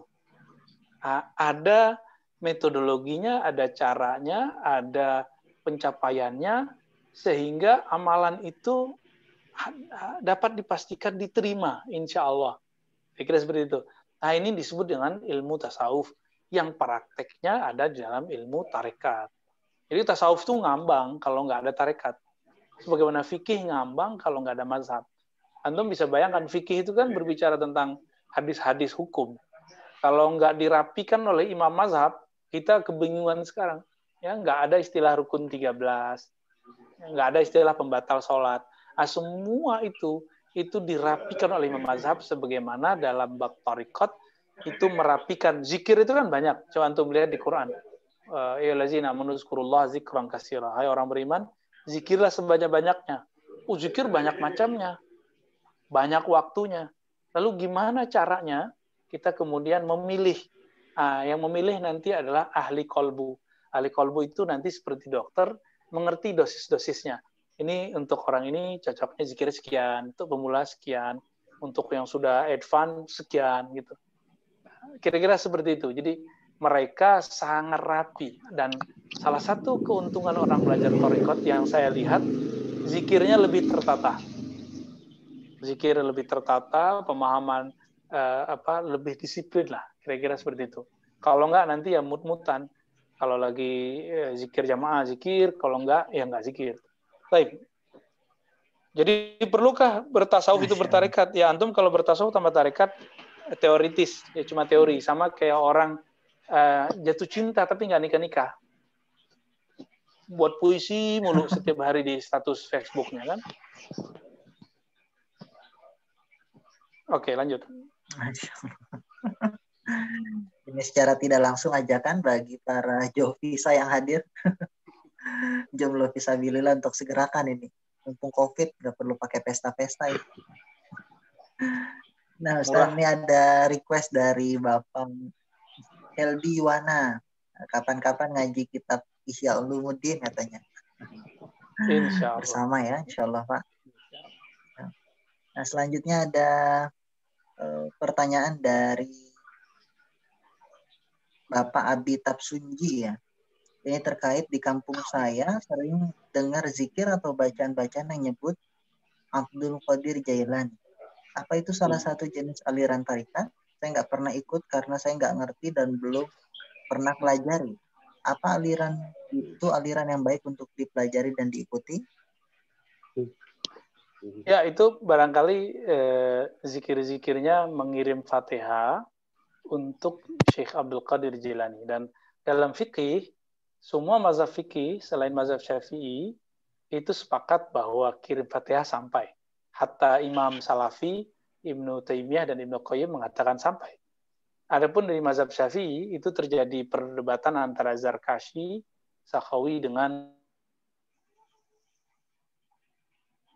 Imam Syafi'i tidak pernah bahas ya, sampai itu tidak. Walhasil di Indonesia tetap saja mazhab Syafi'i paling banyak kirim Fatihahnya ila ruhi, ila hadrati. Kalau ngikutin Ibnu Qayyim itu sampai. Ya, Ibnu Qayyim imamnya Salafi. Jadi barangkali yang ada itu mereka zikiran lalu kirim Fatihah untuk Syekh Abdul Qadir Jilani. Ya. Belum tentu dia bertarekat Qadiriyah. Mungkin muhibbinnya, pencintanya. Wallahu ta'ala alam. Baik. Syukran Ustaz Razi. Nah, selanjutnya Ibu Bapak, alhamdulillah masih cukup banyak pertanyaan dan makin malam makin ramai. Hari ini sudah 72 partisipan. Sisa 30 menit kurang lebih. Tapi sebelum kita lanjut ke pertanyaan selanjutnya, ada yang ingin bertanya secara langsung atau memberikan feedback. Akun atas nama Oppo A5s. Nah, ini pasti HP-nya bukan merek Samsung itu. Silakan Pak Oppo, saya kurang tahu namanya nih Pak. Assalamualaikum warahmatullahi wabarakatuh, Buya. Waalaikumsalam warahmatullahi Waalaikumsalam. Ya. Nama saya Erwin dari Sukabumi. Ya Pak Erwin. Pak Erwin. Nah, saya mau tanya, kalau di kampung saya itu kan ada tradisi manakiban Syekh Abdul Qadir Jailani gitu. Nah, terus di dalam manakiban itu mankobah-mankobahnya itu terutama yang mankobah yang ke-14 kalau nggak salah gitu ya, itu diterangkan ada seorang yang jahil, tidak berilmu, kemudian dia meninggal, kemudian dapat pertanyaan di dalam kubur itu, Marobuka, jawabnya Syekh Abdul Qadir Jailani, Manabiyuka, jawabnya Syekh Abdul Qadir Jailani, dan selanjutnya kemudian dia selamat gitu. Nah itu bagaimana Bu ya cara memahaminya? Suaranya kurang jelas Pak Erwin, putus-putus. Kurang jelas ya. Saya mau tanya tentang manakib Syekh Abdul Qadir Jailani. Jelas nggak Ustaz? Halo Ustaz. Jelas nggak? Cukup jelas Pak Erwin. Jelas ya. Tentang manakib ya? Iya tentang manakib, terutama mankobah yang ke-14 kalau nggak salah. Itu diterangkan ada seorang yang jahil, yang bodoh katanya, dia meninggal, kemudian di dalam kubur itu dapat pertanyaan Marobuka, dia cuma bisa menjawab Syekh Abdul Qadir Jailani, kemudian Manabiyuka juga cuma bisa menjawab Syekh Abdul Qadir Jailani, dan seterusnya. Nah, dan itu dikatakan selamat katanya gitu. Nah itu bagaimana Buya cara memahaminya gitu? Itu yang pertama. Yang kedua, saya pernah dengar bahwa manaqib Syekh Abdul Qadir Jailani itu pengarangnya tidak ada gitu. Nah itu gimana itu sejarahnya Ustaz itu? Tafadhol. Assalamualaikum warahmatullahi wabarakatuh. Waalaikumsalam warahmatullahi wabarakatuh. Terima kasih Pak Erwin Oppo. Oke, Ustaz Razi sudah bisa dengan jelas menerima pesan.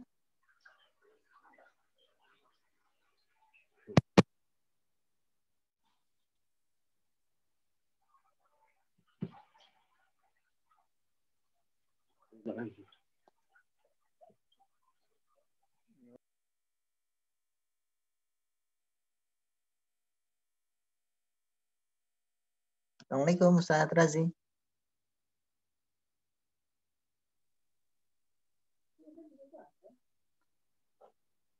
Afwan, Hardi, saya barusan sinyalnya nggak bagus, jadi nggak bisa dengar dengan baik. Tadi cuma sampai dengar Manqobah 14 gitu ya. Ya, Bu, mungkin Hardi bisa review? Iya, nah mungkin bisa baik Ustaz. Saya khawatir salah menangkap pesan ini, jadi silakan Pak Erwin bisa langsung diulangi pertanyaannya Pak terkait sampai Manqobah tadi ya. Iya. Ya, terutama di Manqobah 14 Ustadz itu dijelaskan katanya ada seorang jahil. Kemudian dia meninggal. Setelah meninggal itu ketika mendapatkan pertanyaan marobuka karena dia jahil dia cuma bisa menjawab ya, Jailani. Mungkin handphone saya yang masalah kayaknya. Jelas Ustadz? Buya? Ya Ustadz.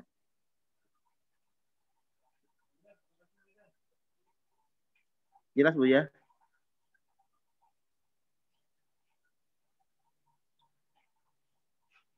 Apa diteruskan, Ustadz? Sepertinya ada sedikit gangguan sinyal. Tadi ada beberapa yang komen juga ini. Hujan di lokasinya sepertinya gangguan sinyal. Nah, kita tunggu sejenak Ibu Bapak yang dirahmati Allah. Nah, ini konsekuensi dari kajian online. Baik. Semoga maklum Ibu Bapak yang dirahmati Allah dan sudah bergabung kembali sepertinya Ustaz Razi. Yap. Afwan, keputus-putus. Bagaimana suara kami terdengar jelas, Ustaz? Suara antum jelas? Gimana? Suara saya, Buya. Silakan Pak Erwin. Jelas Ustaz, Buya. Ya. Boleh. Tadi Manqobah 14 tentang man rabbuka. Iya. Man rabbuka terus man nabiyuka itu jawabannya dan selanjutnya jawabannya cuma bisa menjawab Syekh Abdul Qadir Jailani. Kemudian diterangkan kalau nggak salah gitu ya. Orang itu selamat gitu. Nah itu yang pertama pertanyaan itu. Yang keduanya saya pernah bertanya siapa pengarang manaqib ini gitu, manaqib Syekh Abdul Qadir Jailani. Kemudian saya dapat jawaban katanya sampai sekarang tidak diketahui siapa pengarangnya. Artinya gimana gitu satu buah kitab yang tidak diketahui jelas pengarangnya ke ininya gitu. Begitu aja Ustaz. Iya. Untuk manaqib Syekh Abdul Qadir Jailani itu ya secara ilmu hadis memang banyak perdebatan, tapi semua ahli hadis, ahli fikih, ahli sejarah, ahli tarekat sepakat bahwa Syekh Abdul Qadir Jailani adalah waliullah. Baik salafi, nggak salafi, baik sufi, nggak sufi itu sepakat mengatakan bahwa Syekh Abdul Qadir Jailani adalah seorang waliullah. Ya, itu nggak ada yang mengingkari. Yang mengingkari berarti nggak mengerti apa-apa tentang agama ini. Ya. Bagaimana dengan Manqobah tadi? Maksud dari Manqobah itu adalah ketika ditanya, Man Rabbuk? Siapa Tuhanmu? Lalu dia jawab, Abdul Qadir Jilani. Bukan maksudnya Tuhannya adalah Syekh Abdul Qadir Jilani. Siapa nabimu Abdul Qadir? Bukan begitu. Maksudnya adalah Tuhanku adalah Tuhannya Syekh Abdul Qadir Jilani. Siapa nabimu? Nabiku adalah nabinya Syekh Abdul Qadir Jilani. Gitu maksudnya. Dia cuma bisa jawab itu. Makanya dia selamat. Nah, itu lebih kurang syarah manaqibnya. Ya. benar bahwa kumpulan manakib itu diperdebatkan siapa yang mengarang, tapi ijazahnya ada. Saya sampai sekarang karena, mohon maaf ya, saya karena belajar hadis dari Syekh Ali Mustafa Yaqub, itu beliau sangat ketat dalam sanad. Maka kadang, sampai sekarang saya belum tertarik untuk mendapatkan sanad manakib itu, karena sampai sekarang saya masih meragukannya.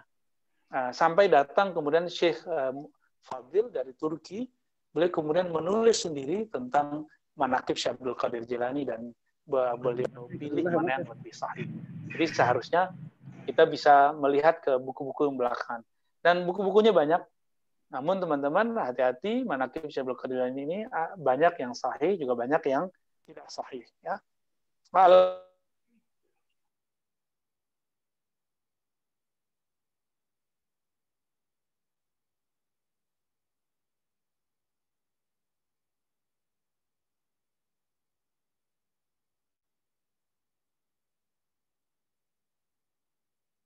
Halo, Ustaz Razi.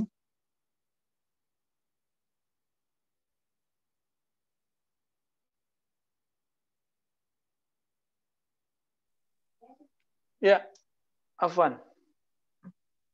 Masuk lagi nih tadi. Alhamdulillah, sudah terdengar jelas kembali, Ustaz.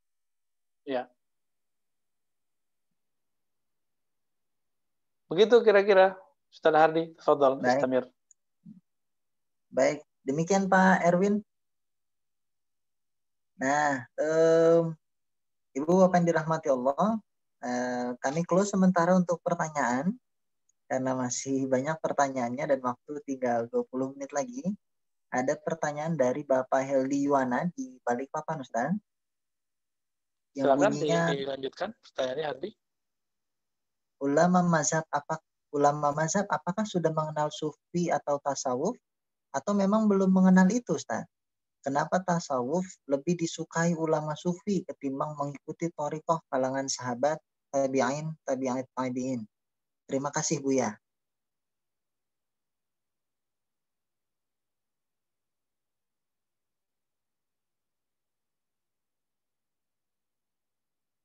Halo, Ustaz Razi.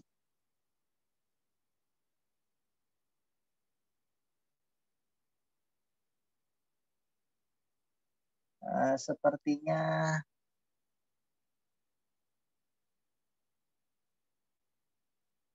live kembali nih sinyal Ustaz Razi ya. Kita tunggu sebentar, Ibu Bapak yang dirahmati Allah. Nah, sudah hadir kembali.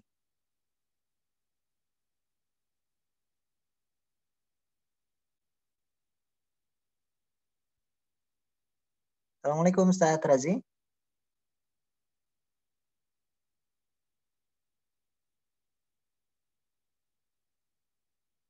Masih termute, Ustaz. Oke, baru ini.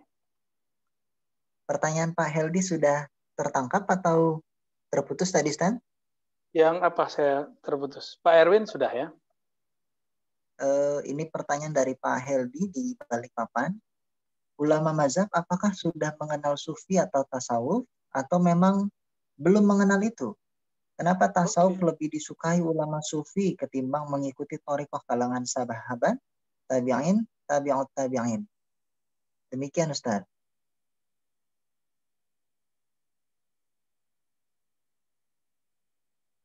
Oke, baik. Pertanyaan seperti ini terjadi karena tidak bisa memisahkan antara ilmu tasawuf dengan ilmu fikih. Ya. Jadi mohon maaf, saya harus katakan seperti ini. Kalau antum bertanya, kenapa mereka lebih senang sufi, lebih senang tasawuf? Ya iya, namanya sufi senang tasawuf wajar. Sebagai ahli fikih senangnya mazhab fikih, ahli hadis senangnya riwayat hadis. Itu normal gitu, itu biasa. Adapun mengenai apakah para imam mazhab sudah mengenal sufi? Silakan antum baca kitab Hilyatul Auliya, bahwa para sufi sudah dikenal semenjak abad kedua, yang bernama Abu Hashim As-Sufi. Ya. Imam Ahmad ibn Hanbal awalnya sangat anti dengan sufi, karena dianggap tidak meriwayatkan hadis. sampai beliau ketemu dengan Al-Haris Al-Muhasibi dan Bishr Al-Hafi, lalu beliau merubah mindsetnya. Oh, ternyata sufi ini justru sangat kuat dalam memahami satu hadis. Kami kebanyakan riwayat hadis, tapi tidak tersentuh oleh hadis. Sedangkan mereka dapat 1-2 hadis, lalu mengamalkan hadis. Di abad kedua itu, misalnya ada Fudail bin Iyad. Ya. Itu abad kedua Hijriah. Anda bisa lihat bahwa beliau mengatakan, wahai ahli hadis, ya, berzakatlah terhadap hafalan-hafalan hadismu. Itu juga diulang oleh Bishr Al-Hafi. Apa zakatnya? Setiap 200 hadis, 5 hadis diamalkan. Jadi dulu ternyata sudah jadi tren orang ngaji hadis tapi tidak menerapkannya. Malah kemudian ngomentarin orang, mengkritisi orang, membid'ahkan orang, sibuk mencari kesalahan dalil-dalil orang gitu. Maka dikritisi oleh Al-Haris Al-Muhasibi. Ketika ini terjadi, Bishr Al-Hafi Al-Muhasibi dikenal oleh Imam Ahmad, maka Imam Ahmad mengajak anaknya, keluarganya, muridnya untuk mendengarkan kajian Bishr Al-Hafi, begitu juga Al-Haris Al-Muhasibi. Hanya satu yang nggak disukai oleh Imam Ahmad dari Al-Muhasibi. Beliau berdebat dengan Qadariyah, kelompok liberal di zaman itu. Itu sufi semua. Jadi Imam Mazhab sudah interaksi. Tapi nama Imam Syafi'i sering dicatut, karena Imam Syafi'i pernah ngejek sufi-sufi yang gadungan. Jadi di zaman Imam Syafi'i itu ada sufi gadungan, itu yang diejek dalam kitab Manaqib Al-Baihaqi. Jadi Al-Baihaqi nulis Manaqib Al-Imam Syafi'i, karya Al-Baihaqi, menyebutkan kisah itu. Tapi Imam Syafi'i tidak pernah bermaksud merendahkan sufi. Nah, ini kemudian diabadikan dalam kitab Risalah Kusyairiyah. Suatu kali Imam Ahmad dan Imam Syafi'i duduk-duduk, ya, lalu ada orang lewat, seorang sufi lewat. Kata Imam Ahmad, saya mau ngerjain dia nih. Nanya, sufi ini rata-rata nggak ngerti hadis. Kita tanya dia hadis dan fikih. Kalau ada orang kelupaan sholat berlebih 3 rakaat atau 4 rakaat, 5 rakaat, itu gimana hukumnya? Kata Imam Syafi'i, kamu jangan coba tanya orang ini. Besar kemungkinan orang ini adalah Bishr Al-Hafi atau Al-Haris Al-Muhasibi. Tapi nggak disebutkan di situ. Lalu Imam Ahmad ngotot, saya mau tes. Dites oleh Imam Ahmad, sebagaimana diceritakan oleh Imam Kusyairi. Ketika ditanyakan, apa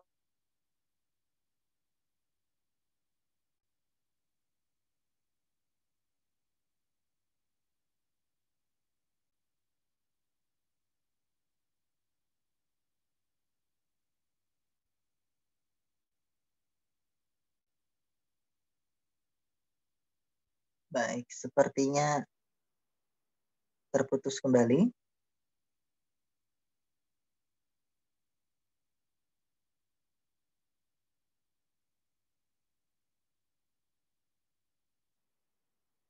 Alhamdulillah sudah on kembali sepertinya Ustaz Razi.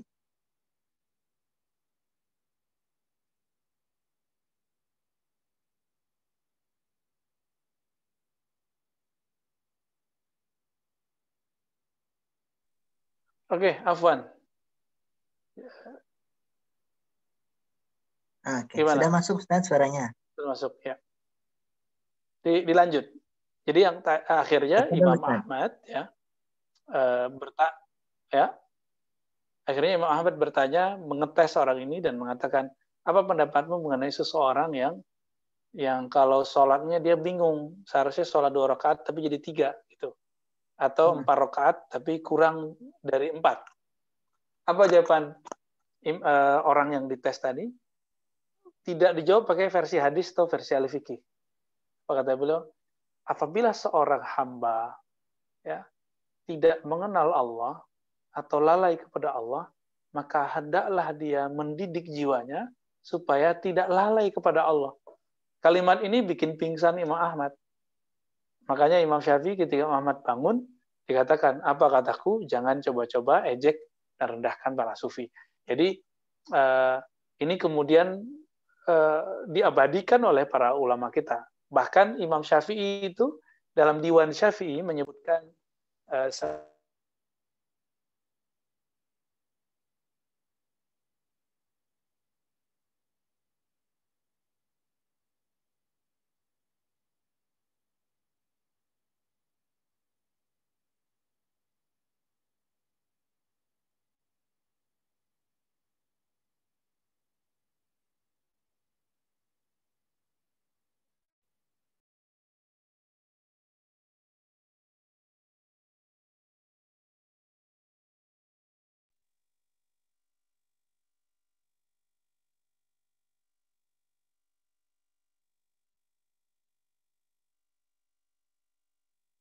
Baik.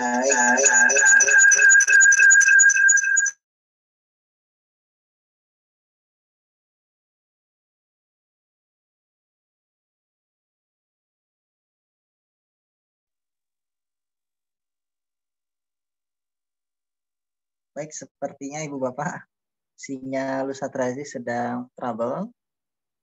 Nanti mungkin ada satu yang kami akan memberikan kesempatan terakhir karena mungkin keterbatasan waktu dan juga gangguan.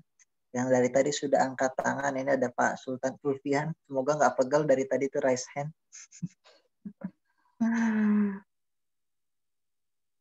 Oke, nah ini alhamdulillah sudah hadir kembali Ustadz Razi. Ya, Afwan. Tafadhol Ustaz.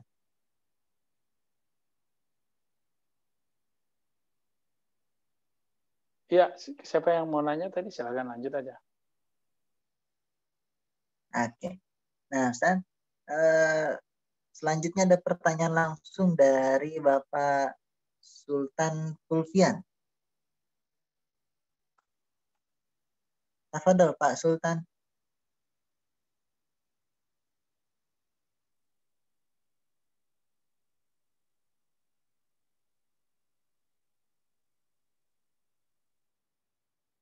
Pak Sultan.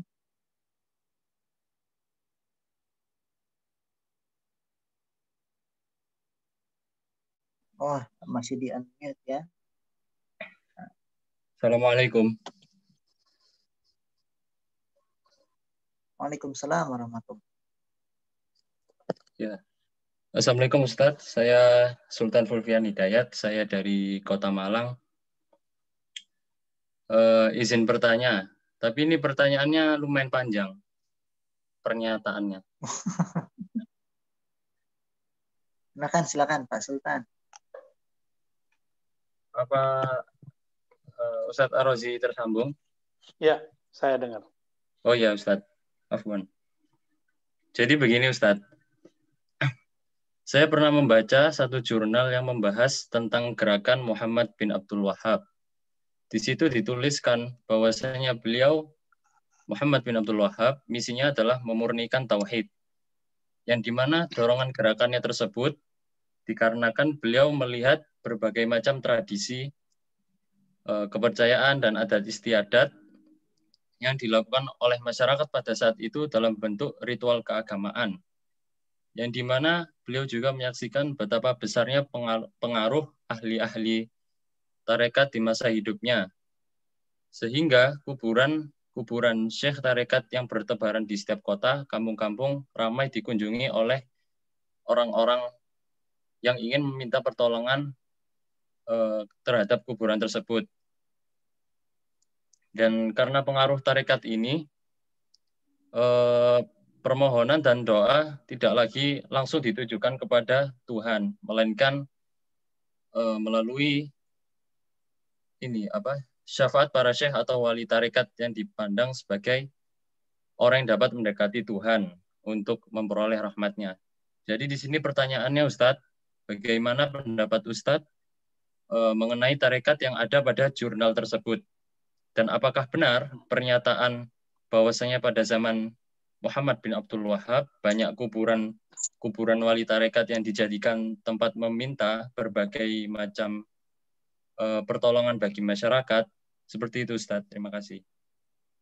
Ya, sebenarnya itu bukan hal yang aneh. Bahkan itu juga terjadi pada guru dari Muhammad bin Wahab yang seorang mursyid tarekat namanya Muhammad Hayat As-Sindi. Beliau ahli hadis, pensyarah al-hikam, mursyid tarekat Naqsyabandiyah, berasal dari India, tinggal di Madinah. Namanya Muhammad Hayat As-Sindi. Dan ini disepakati bahwa Syekh Muhammad bin Wahab berguru kepada Muhammad Hayat As-Sindi. Hanya orang yang tidak mengerti sejarah yang mengingkari hubungan guru dan murid ini. Nah, ketika orang berziarah dengan cara seperti itu, bahkan di Baqi, bahkan di makbarah Nabi SAW, itu kemudian melakukan hal-hal yang over gitu, meminta kepada yang di dalam kubur. Akhirnya terjadi dialog antara Muhammad As-Sindi dan Muhammad Wahab. Kata Muhammad As-Sindi, apa pendapatmu tentang perbuatan orang ini yang meminta ke orang yang sudah dikubur? Muhammad bin Wahab kemudian mengingkarinya. Lalu Muhammad Haidar Sindi menyepakatinya gitu. Inilah kemudian awalnya. Jadi bukan itu karena dia seorang pendiri Wahabi lalu mengatakan itu. Kita saja misalnya nih melihat ada orang nyembah kubur, kita nggak sepakat. Kayak gitu. Padahal kita bukan siapa-siapa misalnya. Apalagi itu di Masjid Nabi Shallallahu Alaihi Wasallam. Lalu tarekat apa? Nggak disebutkan. Jadi ini bukanlah tarekat. Bedakan tradisi dengan tarekat. Tadi kita sudah bahas bahwa tarekat itu yang sahih ada 4 kriteria tadi. Kalau dia berakidah Ahlussunnah, fikihnya benar, tidak melakukan bid'ah, dan bersanad, tidak mungkin dia nyembah kubur. Ya. Yang ada, barangkali, dialog ini kan dikritik oleh ulama-ulama tasawuf belakangan. Walaupun yang berdialog antara mursyid tarekat, yang jadi gurunya Muhammad Wahab dan Muhammad Wahab pendiri Wahabiyah. Kritiknya bahwa ini terjadi karena su'u tasawur, karena pandangan yang keliru atau su'uzon terhadap apa yang dilihat. Kita kalau ngelihat orang ziarah, kan belum tentu dia minta ke yang di dalam kubur. Karena siapa tahu dia mengamalkan hadis zurul kubur fa innaha tuzakkirul maut. Ziarahlah kubur karena itu bisa mengingatkan mati. Dan mengingat mati adalah salah satu pilar dalam semua ajaran tarekat. Itu sebabnya pengamal tarekat sangat akrab dengan kubur. Bukan dia nyembah kubur, tapi dia ingin betul-betul mematikan dirinya sebelum mati. Mutu qabla an tamutu, riwayat dari Umar bin Khattab. Maka saya punya pandangan pribadi bahwa orang-orang yang ziarah kubur itu tidak mesti kita tuduh macam-macam, tapi kita cuma katakan jangan-jangan saya salah lihat. Kan kita nggak pernah melakukan survei langsung. Kamu minta ke siapa gitu. Itu hanya suuzon aja. Bahkan selevel ustadz aja suuzon. Selevel imam saja suuzon kayak tadi. Barangkali mereka ziarah saja, lalu berzikir di sana, mendoakan dalam kubur. Namun karena dia berdoa, tangannya terlihat ke kubur gitu. Ini aja antara Syekh Al-Buti dengan Said Muhammad terjadi perbedaan. Syekh Al-Buti, syahid, itu mengajarkan kalau berdoa di Raudhah, jangan menghadap ke kubur Nabi, tapi mengarahkanlah ke kiblat. Jadi baru tangan diangkat ke kiblat. Misalnya kubur Nabi di depan nih, kalau doa ke kanan dulu gitu, biar ke kiblat. Tapi itu dibantah oleh Said Muhammad Ali Al-Maliki, sahabat beliau sebenarnya, yang tinggal di Mekah. Apa kata beliau? Itu nggak perlu. Kan kita tetap saja minta kepada Allah, walaupun ngarahnya bentuknya ke dalam kubur. Sama kayak kita berdoa di depan kita tembok, kita kan nggak minta ke tembok. Bahkan orang yang sujud depan Ka'bah, orang kan nggak nyembah Ka'bah, menyembah Allah yang memuliakan Ka'bah. Jadi ini emang jadi perdebatan panjang dan tidak disebutkan tarekatnya, lebih kurang itu kepada tradisi. Waktu saya pernah bertanya lebih dahsyat dari Mas Sultan ini, dulu saya bertanya karena emang punya bekas-bekas anti ziarah itu dulu ya. Bertanya ke Syekh Hasan itu, beliau agak nggak seneng ya ketika saya nanya. Selesai beliau jawab, beliau serahkan ke Dr. Badi Sayyid Al-Laham yang merupakan keturunan Syekh Abdul Qadir Jilani. Ahli hadis di Syam, murid Syekh Nuruddin Itri yang baru meninggal kemarin. Ketika beliau menjawab, beliau langsung marah dan mengatakan, ya, lam ara fid dunya musliman ya'budul asnam atau ya'budul kubur illa fil Hind. Gitu.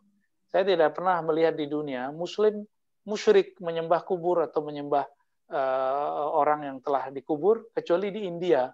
Tapi mereka bukan muslim. Gitu. Mereka mungkin agama-agama tertentu. Jadi ini kaitannya bukan agama, bukan tarekat, tapi budaya tertentu yang berkaitan dengan agama-agama tertentu di masa lalu.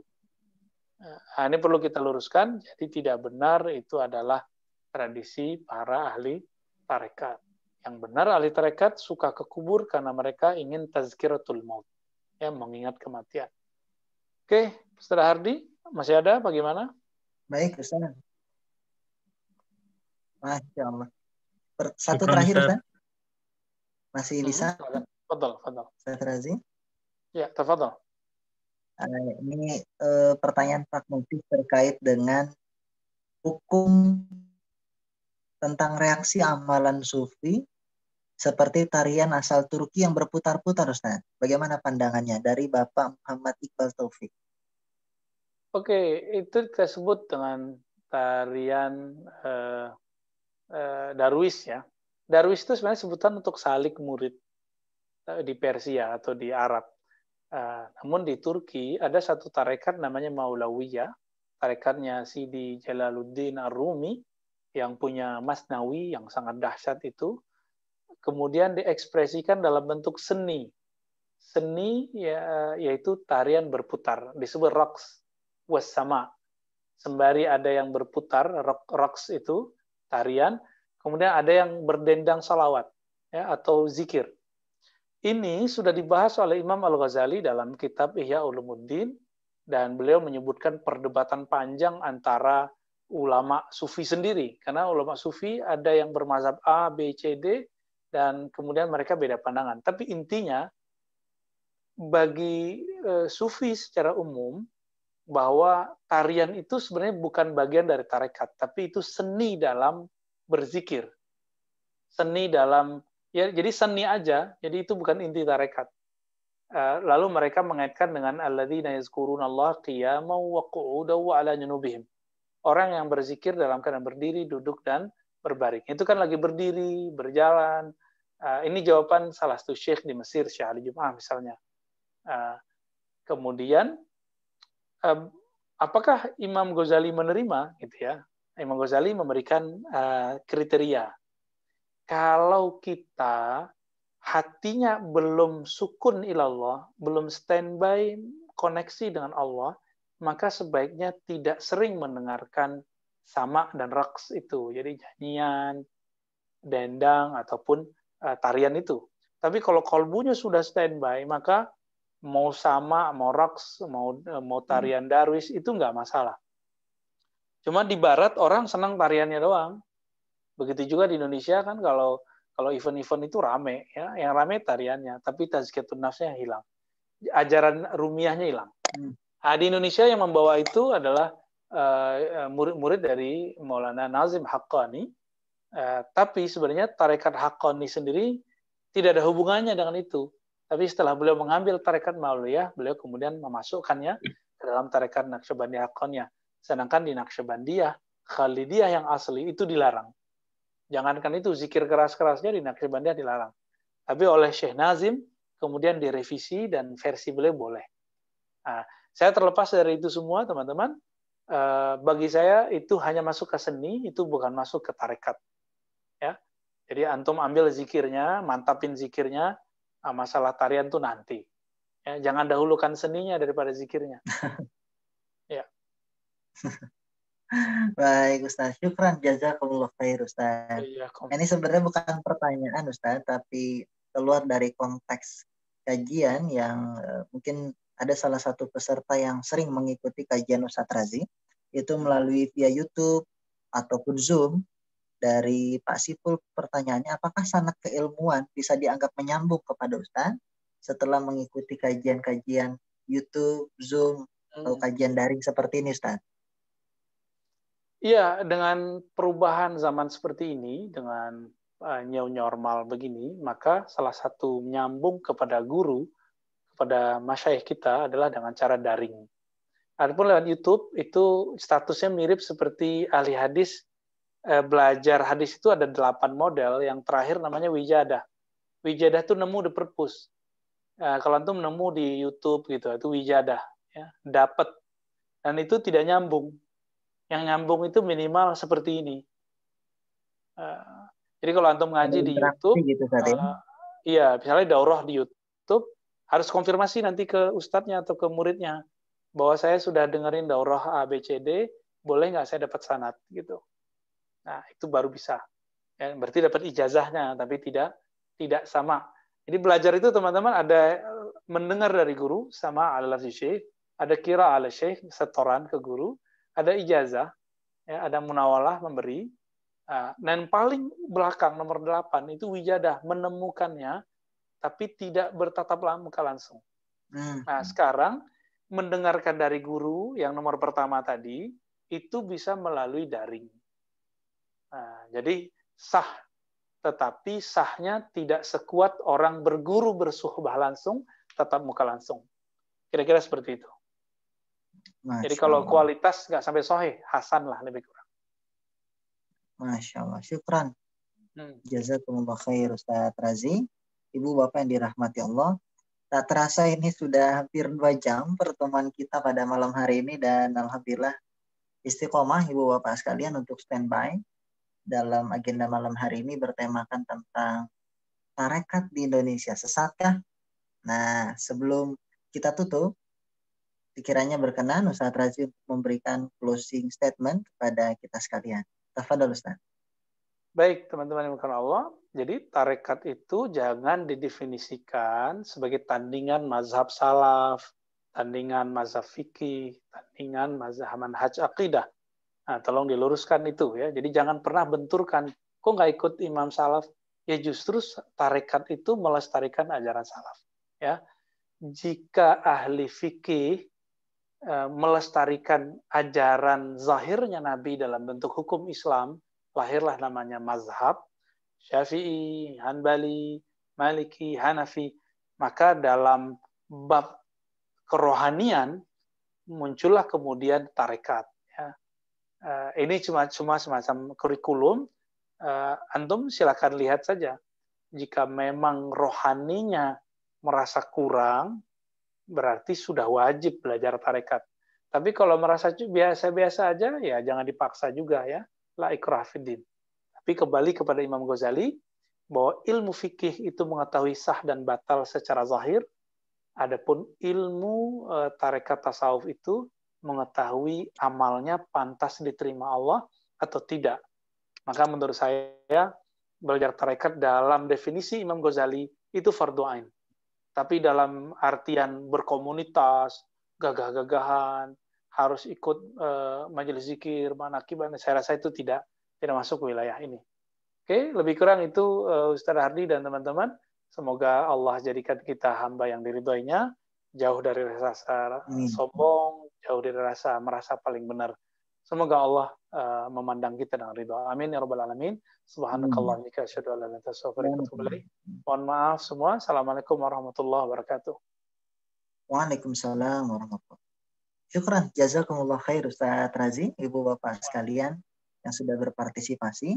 Insya Allah besok kita akan ada kelas terakhir terkait dengan Islamic Online Course Pemikiran Islam. Kelas terakhir kita tentang ziarah kubur antara syariat dan tradisi. Besok, Senin 23 November 2020.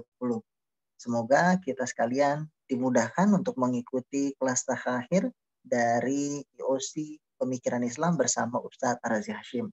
Terima kasih banyak dan semoga membawa keberkahan bagi kita sekalian, silaturahim yang semakin menguatkan. Kita tutup majelis kita dengan baca lafaz hamdalah. Alhamdulillahirabbil alamin. Subhanakallahumma wa bihamdika asyhadu an la ilaha illa anta astaghfiruka wa atubu ilaik. Wassallallahu ala Muhammad wa ala ali Muhammad. Assalamualaikum warahmatullahi wabarakatuh. Baik, terima kasih.